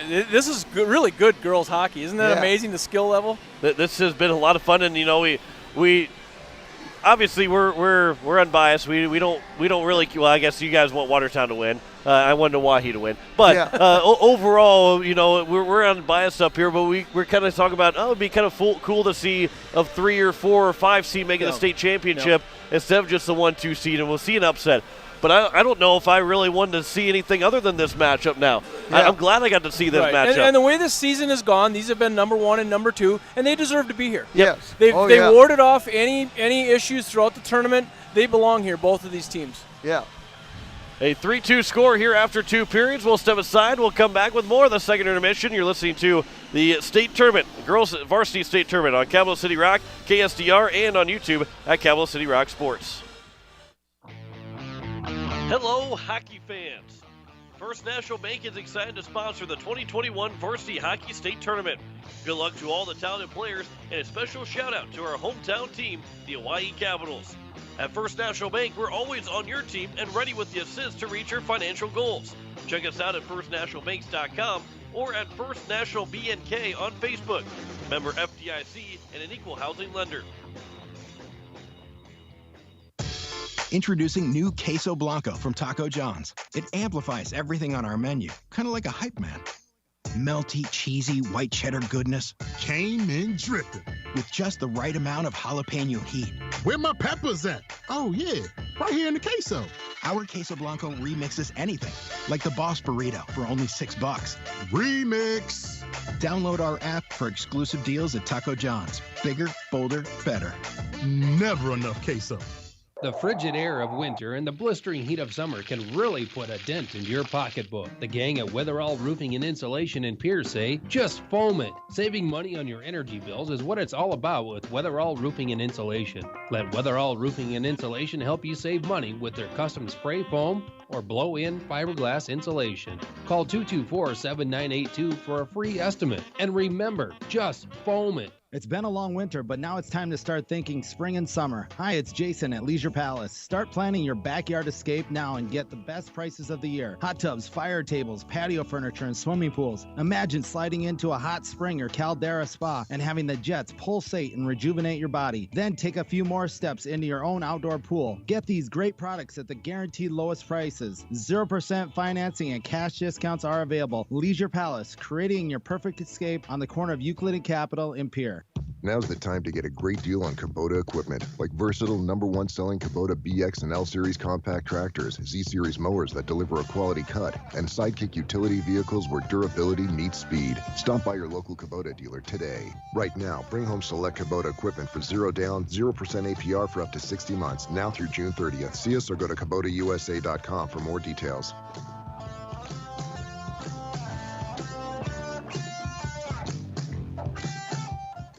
We are coming down to the final regulation period of the girls' state varsity tournament. 3-2 is our score. Aberdeen leads over the Sioux Falls Flyers going into the third period. John Wigler alongside Jeff Anderson and Jim Lloyd. We got a little bit of time here, so I'm going to turn to my left and say, Jim, what's it going to take for Aberdeen to win the state championship? Do what they do. We've talked about it before. Aberdeen is a good quality team. They play together. They play like a family. That's what Shelby always says. They're a family. They need to stay together. When things start to go bad, when Sioux Falls scores 2 quick shots, they need to stay together as a family. Now I'll turn to my right. Jeff, you get the answer to the question of how does Sioux Falls win this state championship? Keep their head on their shoulders. Play smart hockey. I thought they got a little physical, a little bit carried away in that first period. They played much better in the second period. They calmed down, got the nerves out of the way, and played much smarter hockey than they did in the first period. Those were 2 great answers, and I'm glad I didn't have to answer any of those. I just had to ask the questions. We got the third period for you next. Final regulation period of the state girls varsity tournament for the state championship. Aberdeen leads Sioux Falls 3-2. Third period for you next on the Capital City Rock, KSDR, and on YouTube at Capital City Rock Sports. Drop that puck! Drop that puck! Drop that puck! Hey, hockey fans, before or after the game, come on out to Grey Goose Store and Social Club. Dine in, carry out, stop by for refreshments. Fill up your tank with quality fuel. We've got it all at Grey Goose Store and Social Club, just off of Grey Goose Road, behind the red line of the capital city. Go Capitals! Lace up your shoes, because it's back. ReliaBank's March Mortgage Madness. Apply for a mortgage in March, and when your loan closes, you could earn $500 that will be deposited into your ReliaBank account. Visit your local ReliaBank branch or go to ReliaBankMortgage.com for more details. Terms and conditions apply. Home purchase applications only. Subject to loan approval. It's ReliaBank's March Mortgage Madness. Apply, close, earn $500. Member FDIC, Equal Housing Lender. Dr. Brian Hermanson serves Central South Dakota with specialty root canal treatment. Hermanson Endodontics aims to provide root canal treatment that is not only comfortable, but has a quality-first emphasis. We believe that by preserving as much healthy tooth as possible, we can help you retain your natural teeth longer. This is accomplished with state-of-the-art 3-dimensional imaging and the dental operating microscope to guide diagnosis and treatment. Ask your dentist if a root canal specialist is right for you. Hermanson Endodontics, 1709 North Lincoln Avenue in Pierre. When you're looking for quality trash pickup services, look no further than Envirotech. 6 days a week, their trucks are on the road picking up trash, even holidays. They're also the place to contact for recycling services. Their friendly, professional staff is ready to assist with weekly pickups or even special pickups. Check out the website at EnvirotechWaste.com. Envirotech is locally operated. Call 224-4804. Envirotech Waste Services in Pierre, proud to support high school athletics. Hello, hockey fans. First National Bank is excited to sponsor the 2021 Varsity Hockey State Tournament. Good luck to all the talented players, and a special shout-out to our hometown team, the Hawaii Capitals. At First National Bank, we're always on your team and ready with the assist to reach your financial goals. Check us out at firstnationalbanks.com or at First National BNK on Facebook. Member FDIC and an equal housing lender. We're back here at Watertown, the Mace Arena, as we get set for the third period of the state championship game. Aberdeen leads Sioux Falls 3-2. Toe-to-toe, it's like a big heavyweight fight. And they're going at it here in just a moment. Might have Michael Buffer come over here. And Yeah. this is two heavyweights going at it. It's the two heavyweight teams in the state. Yeah. It really is. And they won't leave anything on the ice. Nope, I got a feeling they won't. Toe to toe, head to head, here we go. Have you ever broadcasted boxing before? No, I haven't. Oh, we might need to get him to get some boxing matches here. I think that'd be a lot of fun. I have done wrestling, though. Well, it's WWE style or high school wrestling? No, high school wrestling. Oh, okay. That WWE stuff's not wrestling. Oh. That's survival. That's survival. We got both teams coming out. And we got to stay loose up here, too. It's the third period of the state championship game. We got to keep having fun. You never see a WWE wrestler 5 years after he's retired because he can't walk. Yeah. He can't talk. He can't even sleep. It's a heavyweight match, Jeff. Thank you, sir, for setting the stage for this heavyweight match. We start the third period 5-on-5. Toe to toe, head to head on the ice. Jeff might be saying that here in about 5 minutes randomly while the play's going on. It's a hockey match in the building. All right, here we go. Kaitlyn Holland along with Kasia Mork for the face-off to start the third period. And with a chance for Kasia Mork. Mork on the backhand. Save made, rebound. Gets blocked up by Shelby Nash. Oh. Welcome to the third period. 10 seconds in, we almost had a tie hockey game. Now here comes Holland the other way. A backhander to the net, got blocked up by Ramsey. Loose underneath her as she'll lift up her leg to get the puck out of the zone. But it does not come out. Hofer is able to hold it in. And then the puck, I believe, went in the bench. And it will be a face-off in the attacking end for Aberdeen. Boy, 10 seconds in, we almost had ourselves a tie hockey game. I told you toe-to-toe, head-to-head. There we go. That was a great save by Myrie, and then a great block by Shelby Nash because it was a wide-open net. It would have been tied 3-3. Here's a shot goes wide off the face-off from the Aberdeen Cougars. That came from Sydney Hofer. Laid back around Padal. Her pass, that was blocked up, and then it'll be around again for the Aberdeen Cougars. Into the boards on the near side. That pass comes in front and went off of a couple sticks. Then Rylan Peska racing after it. Actually, that score, Bukovic that was racing after it. And it'll be played back, and it is Bukovic going up. It'll be played up forward for Lingen. And Lingen lost the puck. Liz Davis comes over, and Davis, again, got to be careful here in the third period. She's got 2 penalties. Takes one more, and she's out. Here comes Holland in. Holland's got a hat trick of the shot, and a good block there. What a great block by Gwen Winters. And now Liz Davis will go up, trying to go for Winters. Comes back over for Ramsey, and Ramsey had to let go of the puck, otherwise it would have been offside. And now the Flyers will make the rest of their change on the fly. Back in the zone. Turned around. Peska has it. Trying to fight off the check. Fight off the tie-up, I should say, from Sandvig. Off the board. Sandvig blows a tire as at the blue line. Sandvig was in the middle of that play still, even though she had fallen to the ice and was sliding around. Moore couldn't get to the puck, and there's another Sioux Falls player that falls to the ice. And it will be now played up again for Aberdeen. That shot goes through the blue paints, but a one-timer was missed. That one from Poppin. And it's back for Harrison. Estelle Harrison trying to push off the Sioux Falls Flyer from the puck. That was Alexa Christie. And now 5 players are going to battle for it. It looks like we might get a whistle. Nope, the referee started to put the whistle up to his mouth, and now we'll back it up, and he will blow the whistle to get a stoppage with 14:50 to go. Well, he didn't choke on it. He thought it was coming out. The 3-2 is our score here with 14:50 to go in the third period. And again, 10 seconds into this third period, we almost had this a tie 3-3. But Myrie made the save, and then Nash was able to get the block shot. That one, a shot off the face-off, off the stick of Van Der Esch, and he goes back behind the net. Played back and around from Peska. They'll come back to Peska, and she'll try the other way. And Peska will go the near side. Off the boards, out of the zone. Good job there. Good exit out of the zone. That one came from Bukovic. That pass. And there's a big run into incidental contact. Just a push, not a check. And at the blue line, Holland will throw it in. and that was off of a skate, and now racing after is going to be Winters.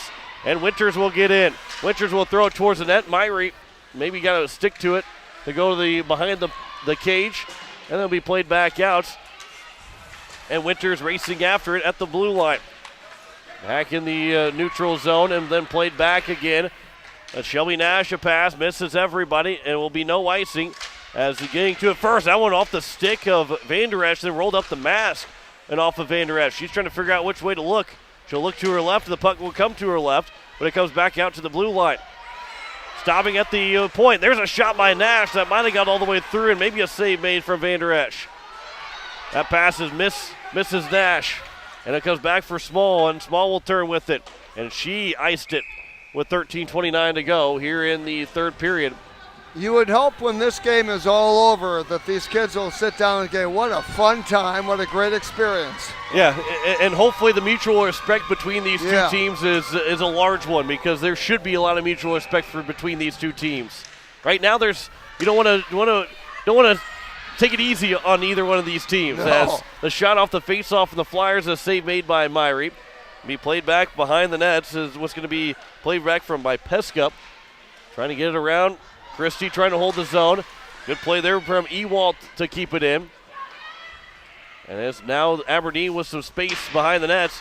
Played up, but not out. Reagan Hayes had the puck. The third line is out for the Sioux Falls Flyers.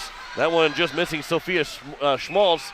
And it's an icing called on Sioux Falls with 12:57 to go here in the third period.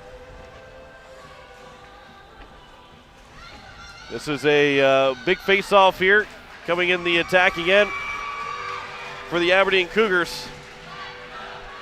They lead 3-2 with 12:57 to go in the third period. This crowd continues to grow. As the face-off is won by Holland, taken by Dean. Tries to throw it towards the net, off the stick of Winters, and then back behind the net. Winters, she'll flip it up. Good job there to knock it down the glove by Sandvig. Plays it over for Dean. Pass to the front. On the backhand, a shot and a save made. And a rebound is loose, and it's going to be taken here by Winters. She'll circle around back by the corner and then flip one up. And the Flyers now looking to exit the zone. And it will be coming out. And now here comes Mork. And Mork can go 2-on-2 in. Mork will get around Holland. And Kasia Mork, she gets tripped up. And here comes the first Flyer power play. And the penalty is going to be called on Hofer. A Pelican Power Sports power play at that.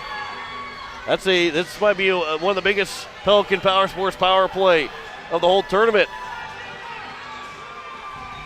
Again, to remind you, Aberdeen has never been scored on this year while being shorthanded. No power play goal against all season. That one will be cleared down by Aberdeen off the faceoff. And the first person to get to it is going to be Poppin. And Poppin will swing around the net and will take it back from her backhand. Orr's in front of the nets, and Poppin's trying to kill off as much time as she possibly can on the first Pelican Power Sports power play for the Sioux Falls Flyers. And Ramsey, she is drawn to the ice.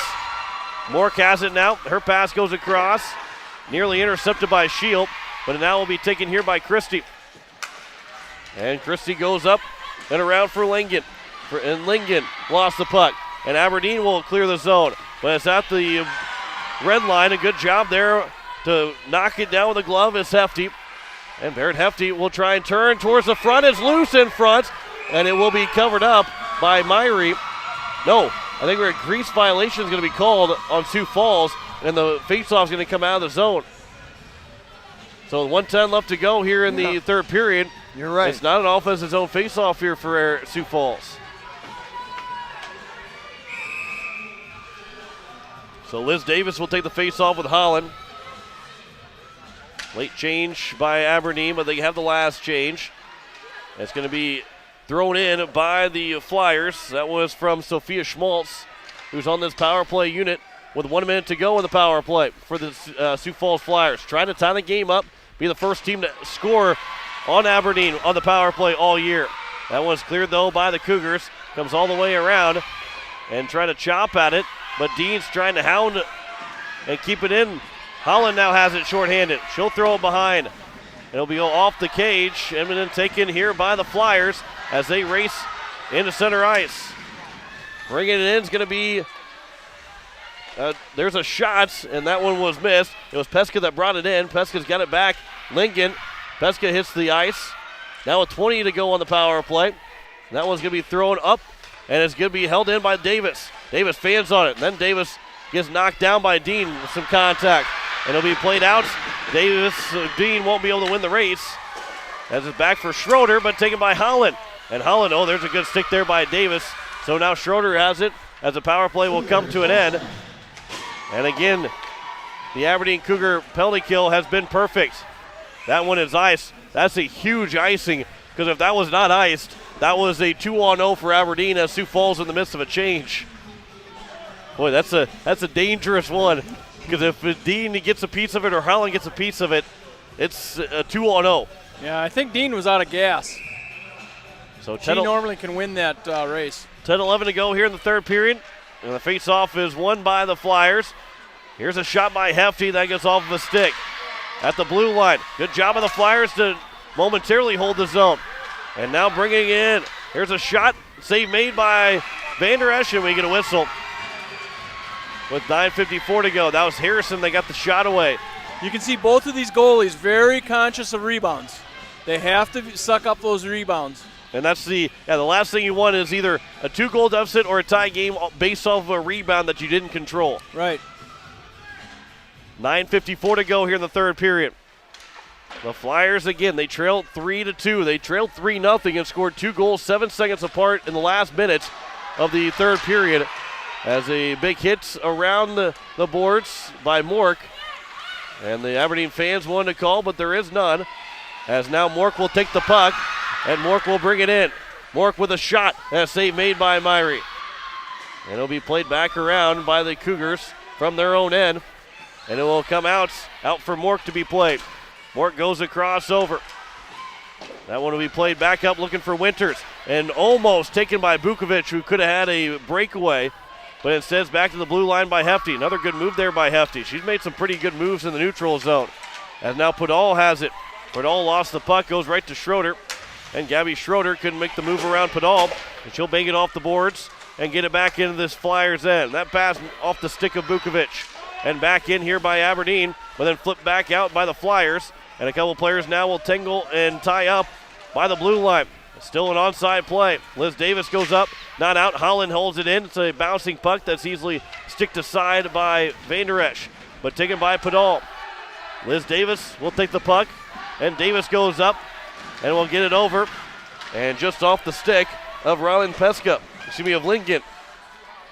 And now here's another pass as Podol will bring it in. Podol's pass, that's going to be intercepted. And Lincoln will backhand it in the zone. And it's far enough for an icing just behind that red line at center ice. And we get another icing with 8:19 left to go here in the third period. And the tickled pink scoreboard still shows 3-2 Aberdeen with the lead. They've outshot Sioux Falls 30-17.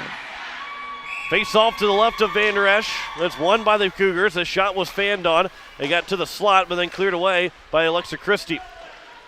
And then Poppin knocks down a pass attempt. There's a shot and a save made, a one-timer coming off the stick of, I believe, Harrison.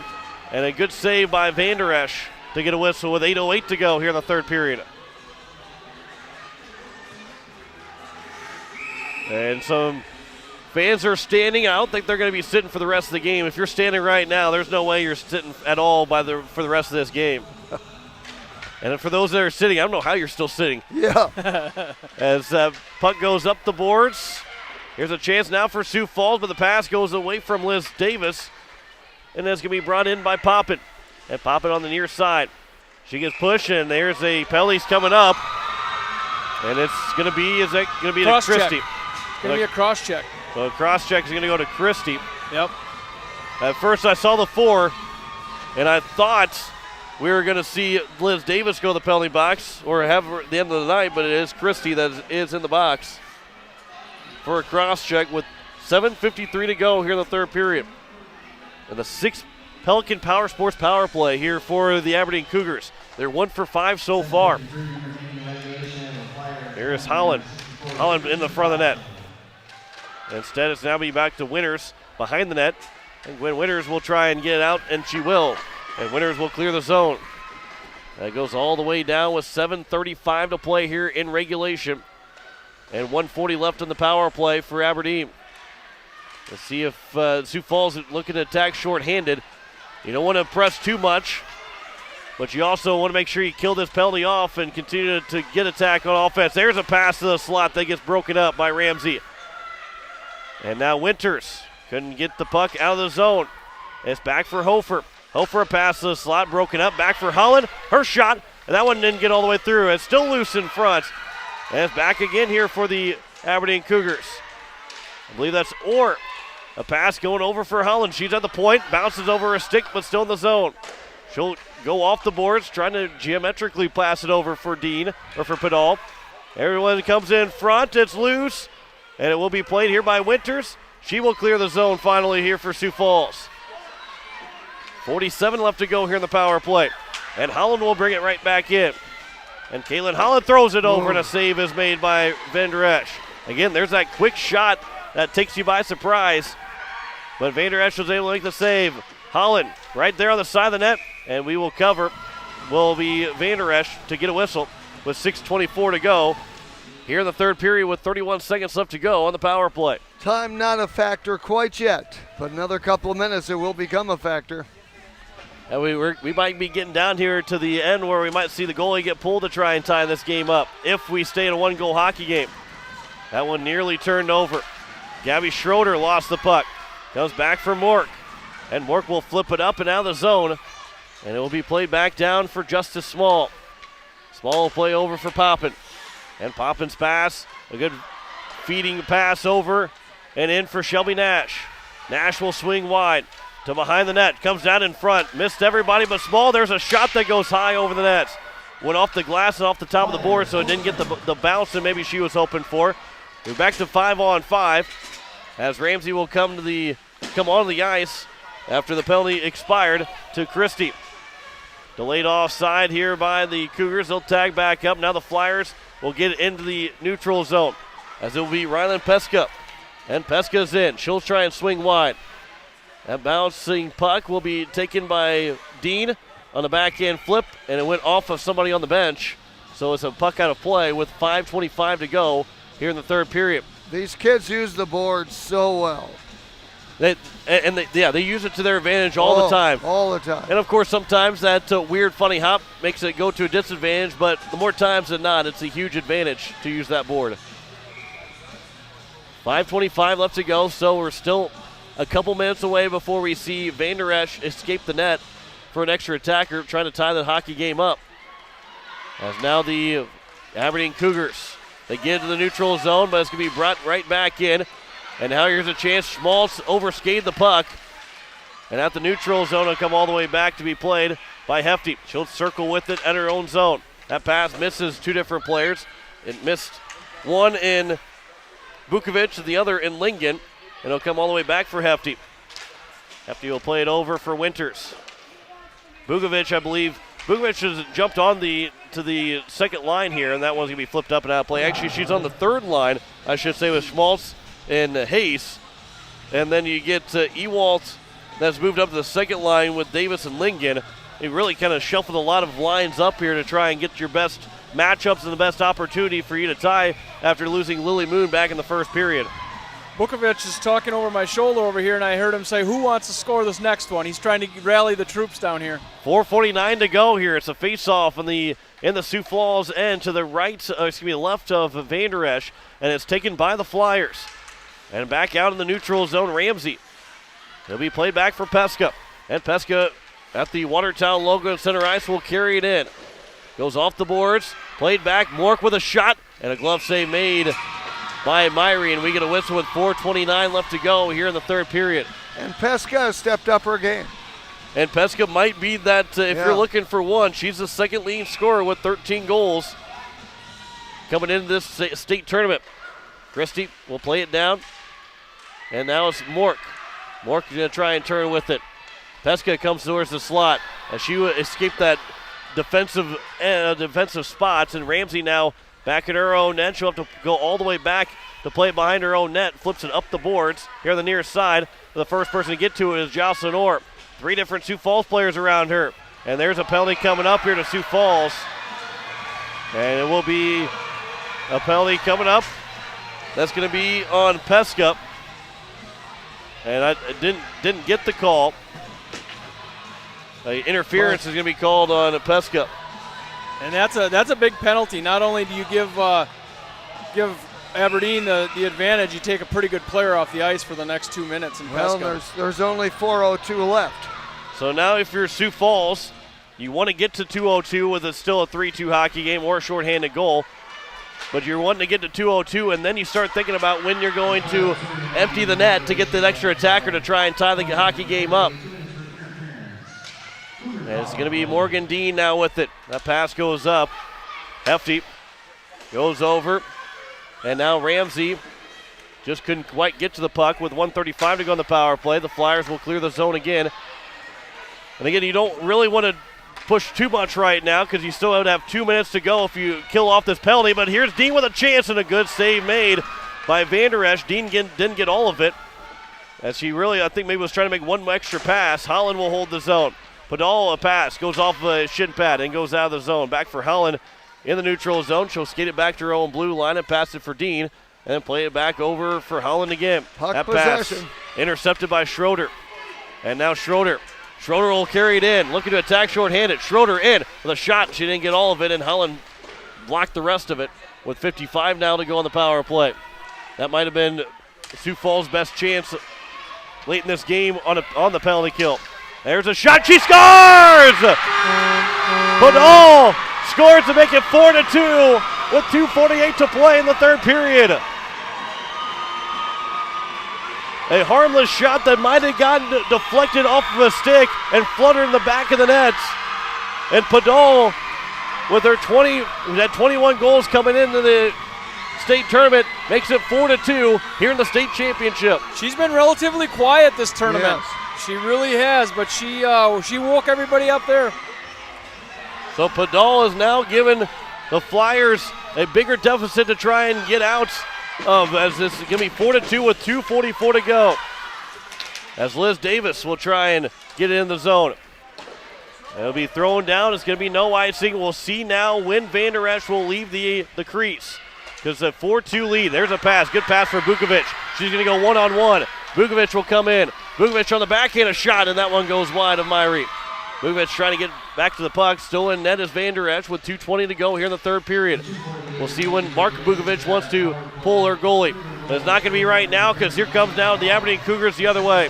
That pass gets broken up. Plays back over, and now here's Lingen. And Lingen on the backhand. Plays it across. 2 minutes to play here in the third period. That is going to be an onside play. Good play there from Alexa Christie. Van Der Esch is still not moved from her crease. 1:50 to play here in the third period. And Liz Davis trying to take the puck away from Morgan Dean. That one's going to be cleared out into the center ice. Peska pass over. Here's Gabby Schroeder in. Schroeder with a shot, and the save is made. And I believe this might be the time where you got to pull the goalie. We're going to get a timeout here. And timeout. Timeout, Sioux Falls. And I, if I'm a betting man, I don't see Van Der Esch go back to the crease. Yeah, well, I'll take that bet here. No, but I don't. You got to pull Van Der Esch at this point. Yep, you got to go 6-on-5. Yep. And that power play goal, that Pelican Power Sports power play goal, gives them a 4-2 lead for Aberdeen. And that might have been the backbreaker with 1:39 left to go here in the third period. Podell has been an outstanding player for the Cougars all year. Like I said, relatively quiet for this tournament, but she's there when it counts. 2 for 7 on the power play here in the game for the Aberdeen Cougars. 0 for 1 so far for Sioux Falls. But honestly, for Sioux Falls, you're probably not too concerned about, you probably don't want to give up 7 penalties and give them 7 power plays, but you're not really concerned about how many power plays you get because Aberdeen's, you have a better chance of scoring even strength or even shorthanded. It doesn't really matter. So, with 1:39, Sioux Falls took the timeout. You expect it to be 6-on-5 with an offensive zone face-off for the Flyers coming up here once we get to the get out of this timeout. 35-20 in shots in favor of the Sioux Falls Flyers. 4-2 is our score. with 1:39 to play here in the third period. The face-off will come to the left of Myrie. Liz Davis will take it along with Kaitlyn Holland. And Van Der Esch is off the ice. Peska is on as the extra attacker. The face-off is won by the Cougars.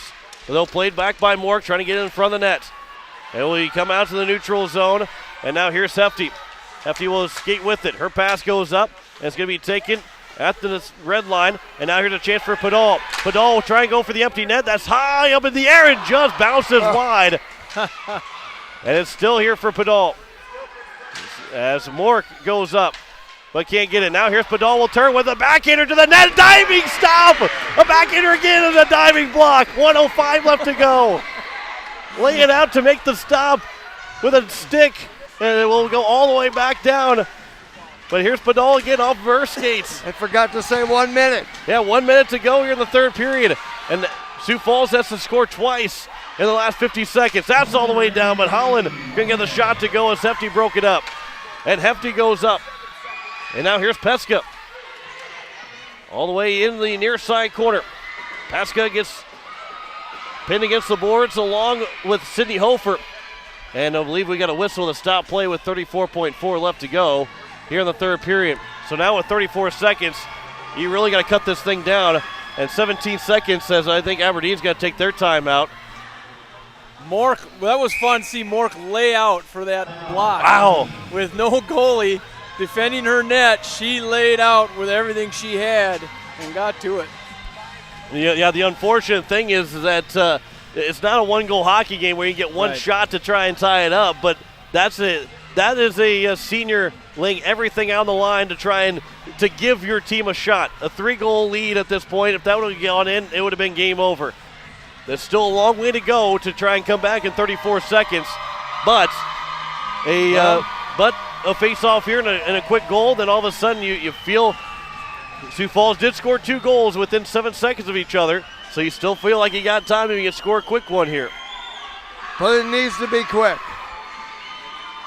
35-20 in shots, 4-2 is their score on the Tickle Pink scoreboard. And the Aberdeen been a Tickle Pink tournament. Yeah, it's been a great tournament. Even this 2-goal hockey game right now, we've seen a great hockey game between these two teams. And Aberdeen faithful are all on their feet. They're within reach of another state championship. The face-off is won by the Cougars. This one will be played up, and here's Holland. She's got 3 goals, 2-on-1. This one might come to an end, but Morgan Dean, the pass went too far, and then that was blocked up. There's another chance over. Here's Padal. She will score and seals the deal. Padal scores her second of the game, an empty net goal with 16.8 left, and the Aberdeen Cougars are going to win the girls varsity state championship. On the goal scored by Morgan Padal, or Danielle Padal. Well, she rose to the occasion at the end of this period. And that one was an unfortunate one for Sioux Falls. Of course, they had to pull their goalie, and Padal is there to put the icing on the cake here for Aberdeen. And they will put Van Der Esch back in net with 16.8 to go. And the Aberdeen Cougars, they've actually pulled their goalie too. I'm not sure why Aberdeen pulled their goalie with 12 seconds left. Maybe to get all. I do know why they pulled their goalie, to get all 6 seniors out on the ice. Yeah. That's exactly why it was. As they count down the seconds, throwing toward down, and the Aberdeen Cougars have won the state championship 5-2 over the Sioux Falls Flyers. A great moment for anybody that wins this thing in Aberdeen. Today is their day. And that was like I said, I didn't know why they pulled the goalie at first, but Shelby Edwards pulled the goalie so she can get all 6 seniors out on the ice to finish out their career and win a state championship as they win 5-2 over the Sioux Falls Flyers. And what a terrific effort from both these teams. What an effort by the Sioux Falls Flyers, who pull within 1, scoring 2 goals within 7 seconds, and gave themselves a shot in this third period. Well, what they found out was we are not a Lily Moon team. We've got other kids that can do it. And they said, by golly, it's not strictly her, and they went out and proved it. Yeah, and they were one shot away for the majority of this third period, and a power play goal by Danielle Padal, and then an empty net goal by Padal to make it a 5-2 lead as the second place trophy is awarded to the Sioux Falls Flyers, as some of the seniors will go out to accept that second place trophy. That one stings right now, but here in a couple years you're going to really enjoy the fact that you got second place in the state. Right now, though, it's going to sting for Sioux Falls. Well, and you wanted to. I mean, you put everything out there. You play all year to get here.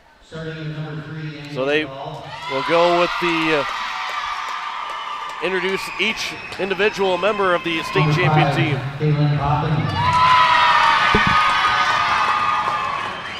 Number 6, Jocelyn Orr. Number 9, Madeline Witt. Number 11, Alice Stoltenberg. Number 13, Justice Small. Number 14, Morgan Dean.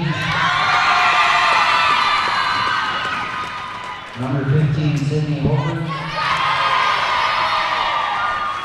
Number 19, Estelle Harrison.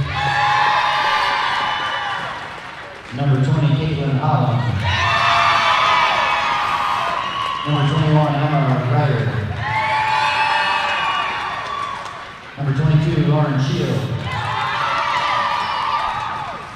Number 24, Shelby Nash. Number 34, Lisa Maddox. Number 39, Ava Myrie. Number 77, Madeline Sandberg. Number 32, Adam Orr.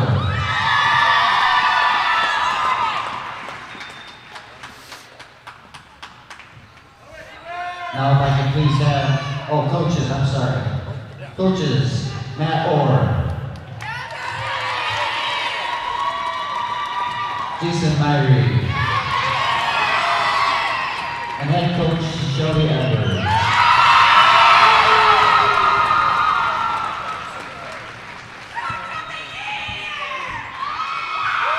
Now can I please have the captains come forward to receive your championship and traveling trophy.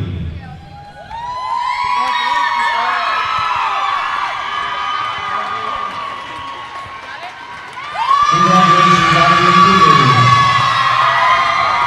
The 2021 Girls Racing State Champions.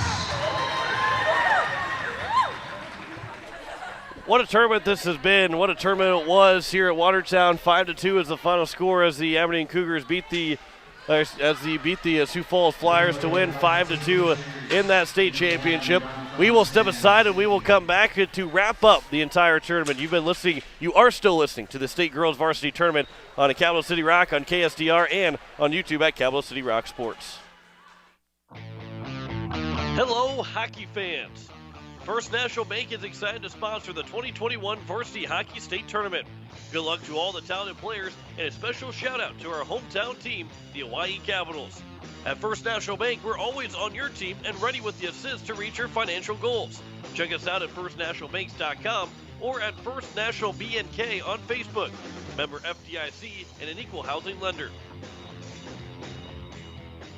Now's the time to get a great deal on Kubota equipment, like versatile #1 selling Kubota BX and L Series compact tractors, Z Series mowers that deliver a quality cut, and Sidekick utility vehicles where durability meets speed. Stop by your local Kubota dealer today. Right now, bring home select Kubota equipment for 0 down, 0% APR for up to 60 months, now through June 30th. See us or go to KubotaUSA.com for more details.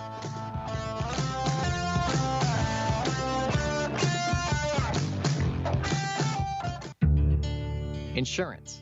We all need it to protect our homes, health, businesses, and belongings. But having adequate coverage is just the beginning. You also need the support of professionals who stand by your side to protect what's important to you. Fisher Rounds & Associates combines the coverage you want with the commitment you need. Fisher Rounds & Associates, at your service, at your side, with offices in Pierre, Mitchell, Watertown, Sioux Falls, and Rapid City. The Clubhouse Hotel and Suites has Midwestern charm and unprecedented attention to detail that provides the perfect getaway.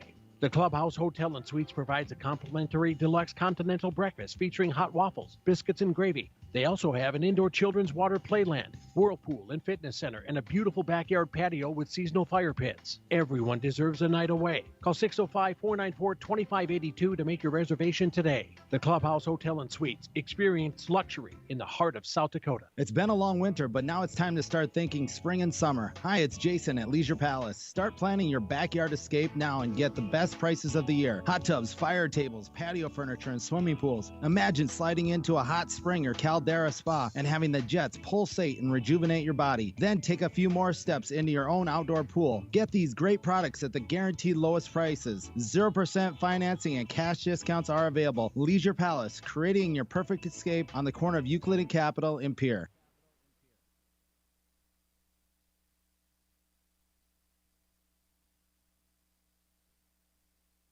And we are back to the Mace Ice Arena, and we are going to have John Winkler's going to go down to the booth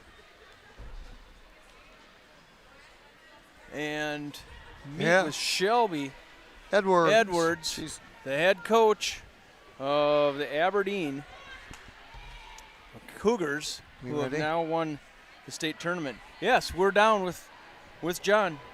Yep, down here in the penalty box here with the winning coach of Shelby Edwards. Coach, it was a fun weekend, but talk about the resiliency of your group. You had a 3-0 lead, 7 seconds in between goals. You're up 3-2, and you still win 5-2. Talk about this win in particular.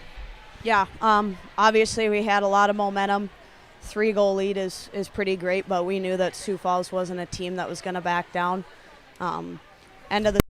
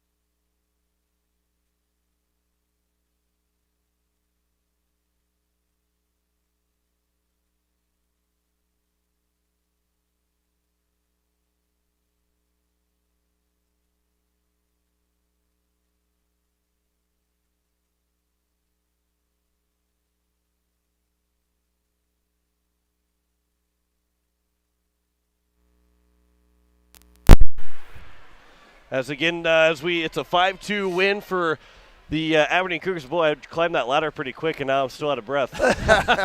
Now I don't know how you guys do that. We're used to it. Oh man. Yeah. But what a tournament it was. That was a fantastic tournament. I loved every minute of this girls varsity tournament, and so happy that I was able to enjoy this tournament with you guys. And we're not done. We get to do it next week. We're not done yet. Next weekend. If you enjoyed this state tournament for the girls, you're going to enjoy next weekend with the boys state tournament, and we're going to have it in Sioux Falls at the Shields Iceplex on Friday, Saturday, and the Denny Sanford on Sunday. And we appreciate the comments we've gotten today. Yeah, all of those of you that listened and watched, thanks for being aboard.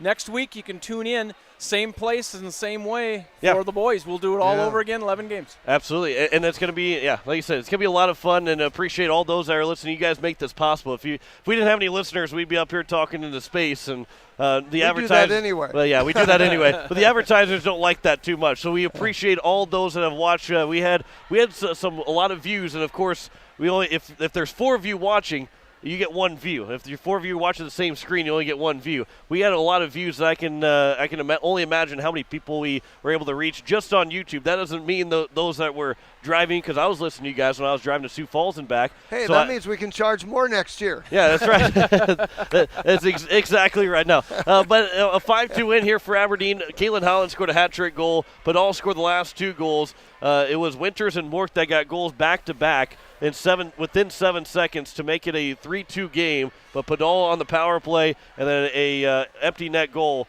gave them the 5-2 win and the state championship over the Sioux Falls Flyers, as that wraps up the state tournament here from Watertown. We had a lot of stars on both these 2 teams. We had a lot of stars that played in this tournament for all these teams.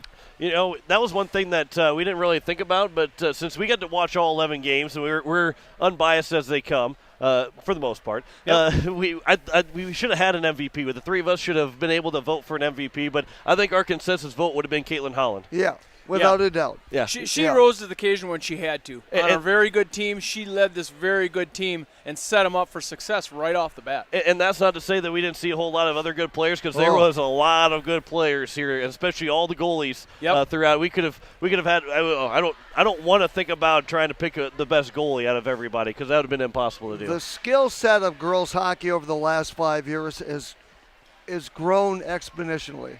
It has. I can't say it, but that's okay. It has.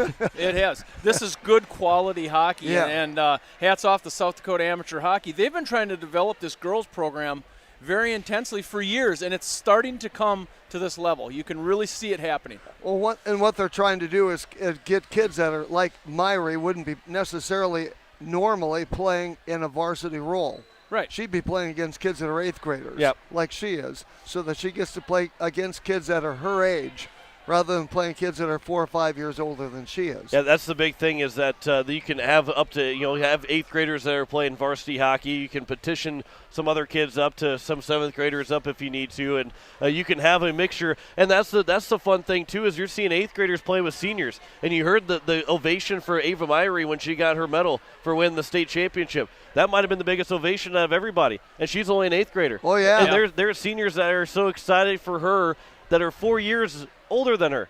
And 4 years in the adult world isn't much. 4 years from a 8th grader to a senior in high school, that's a big difference. That is a huge difference. That's a huge difference. But then the other teams look at that and they go, God, we got to face her for the next 4 years yet? Yeah. That's another thing too, is you get to know some of these names for a long time. Yeah. And some of the younger players on this team, there's 6 seniors leaving off this Aberdeen team, and even Myrie, she's wondering, what is this team going to be like without these seniors? That's tough. That's a very emotional experience until they figure out, hey, I'm going to have some other teammates. Oh, yeah, you are. And she may never get back to the state tournament and win it all. Absolutely. This is a once in a career at best. You look at that and you say, well, she could win this at potentially 4 or 5 more times. She could. But she may never get back here and be in a championship game. Yeah, every one of these girls for Aberdeen, whether they're a senior all the way down to the 8th grade, want to soak in the moment and enjoy.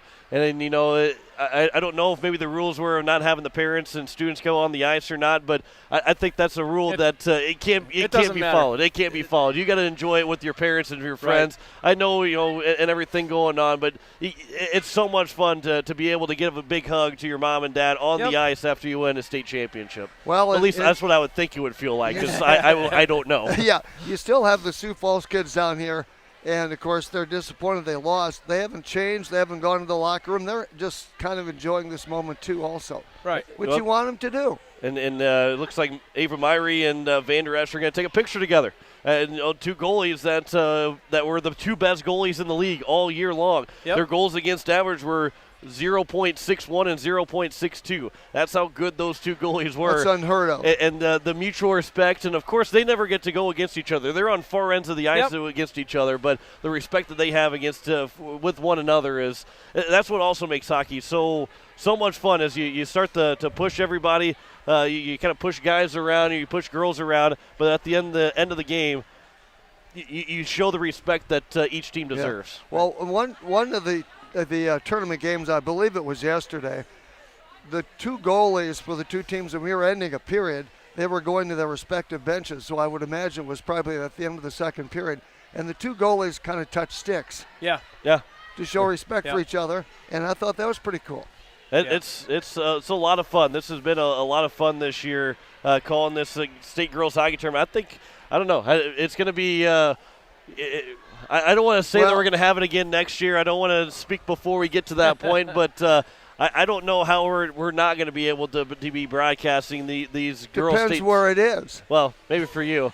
I don't know if I have that option or not. We will travel. I was going to say, I don't know if I'll have the option or not. Maybe you'll be able to talk them out of it, but I don't know if all of us will be able to be talked out of it. But it was a lot of fun this weekend here in Watertown. I appreciate you guys being. It's been fun working together. You and I never had that chance. We get to do it for another 11 games next Friday. And all the stories Jim has told me about you are not true. Well, not true. Not true. I don't know what stories he's telling you, but it sounds like I should be happy that they're not true. But we get to do it again next week, Friday, Saturday, and Sunday. The boys state varsity tournament starting at 9:05. We'll be on the air around Friday morning. Yep, Friday morning. Be on the air around 8:50 or so for that first game. That's going to be an early morning. Rushmore Sioux Center. Yep, Rushmore Sioux Center, followed by Oahe and Huron. Then the two Sioux Falls teams will battle, and then Brookings Watertown to close out day one. Those four games are all on tap for you at the Shields Iceplex coming up on Friday. So we get to travel. Well, I guess I get to travel back home. You guys get a 5-minute drive back home. Right. And then we'll all be meeting again in Sioux Falls. Meet me in Sioux Falls instead of meet me in St. Louis. Meet me in Sioux Falls. Yeah, meet me in Sioux Falls. Well, I'd meet you in St. Louis, Sioux, for that matter. I'd be okay with that too. But again, final score here: a 5-2 win for the Aberdeen Cougars over the Sioux Falls Flyers to win the girls state varsity championship. We appreciate you for watching, listening all weekend long. We wouldn't be able to do this without you, the listener, the viewer, and it's so much fun. And all the advertisers. We also couldn't do without the advertisers. We appreciate all those that have advertised, not only this weekend, but we'll be thinking you again next weekend because you're doing the next weekend as well. And we're so happy that you guys have advertised and given us a chance to broadcast and bring it to you at home to be watching and listening throughout the entire state tournament. So for Jeff Anderson to my right, Jim Lloyd to my left, Jacob Mayer back at the station, our technical producer at Capital City Rock. You had Nick. Yes, we had Nick Bentine. Bentine and Kurt Crawford back at the KSDR stations. Appreciate all those that are working behind the scenes. And thanks to KBRK Brookings, those good people down there too. Yep. Absolutely, and we'll be on their station again here in next weekend as well. So for all of those, and I'm John Winkler. We will see you next Friday morning here at Sioux Falls at the Shields Iceplex for more state varsity tournament. This time it'll be the boys as we say good nights from Watertown. Listening to the State Girls Hockey Tournament. The Girls State Hockey Tournament is brought to you by First National Bank, Envirotech, Taco John's, Zander Auto Parts, Fisher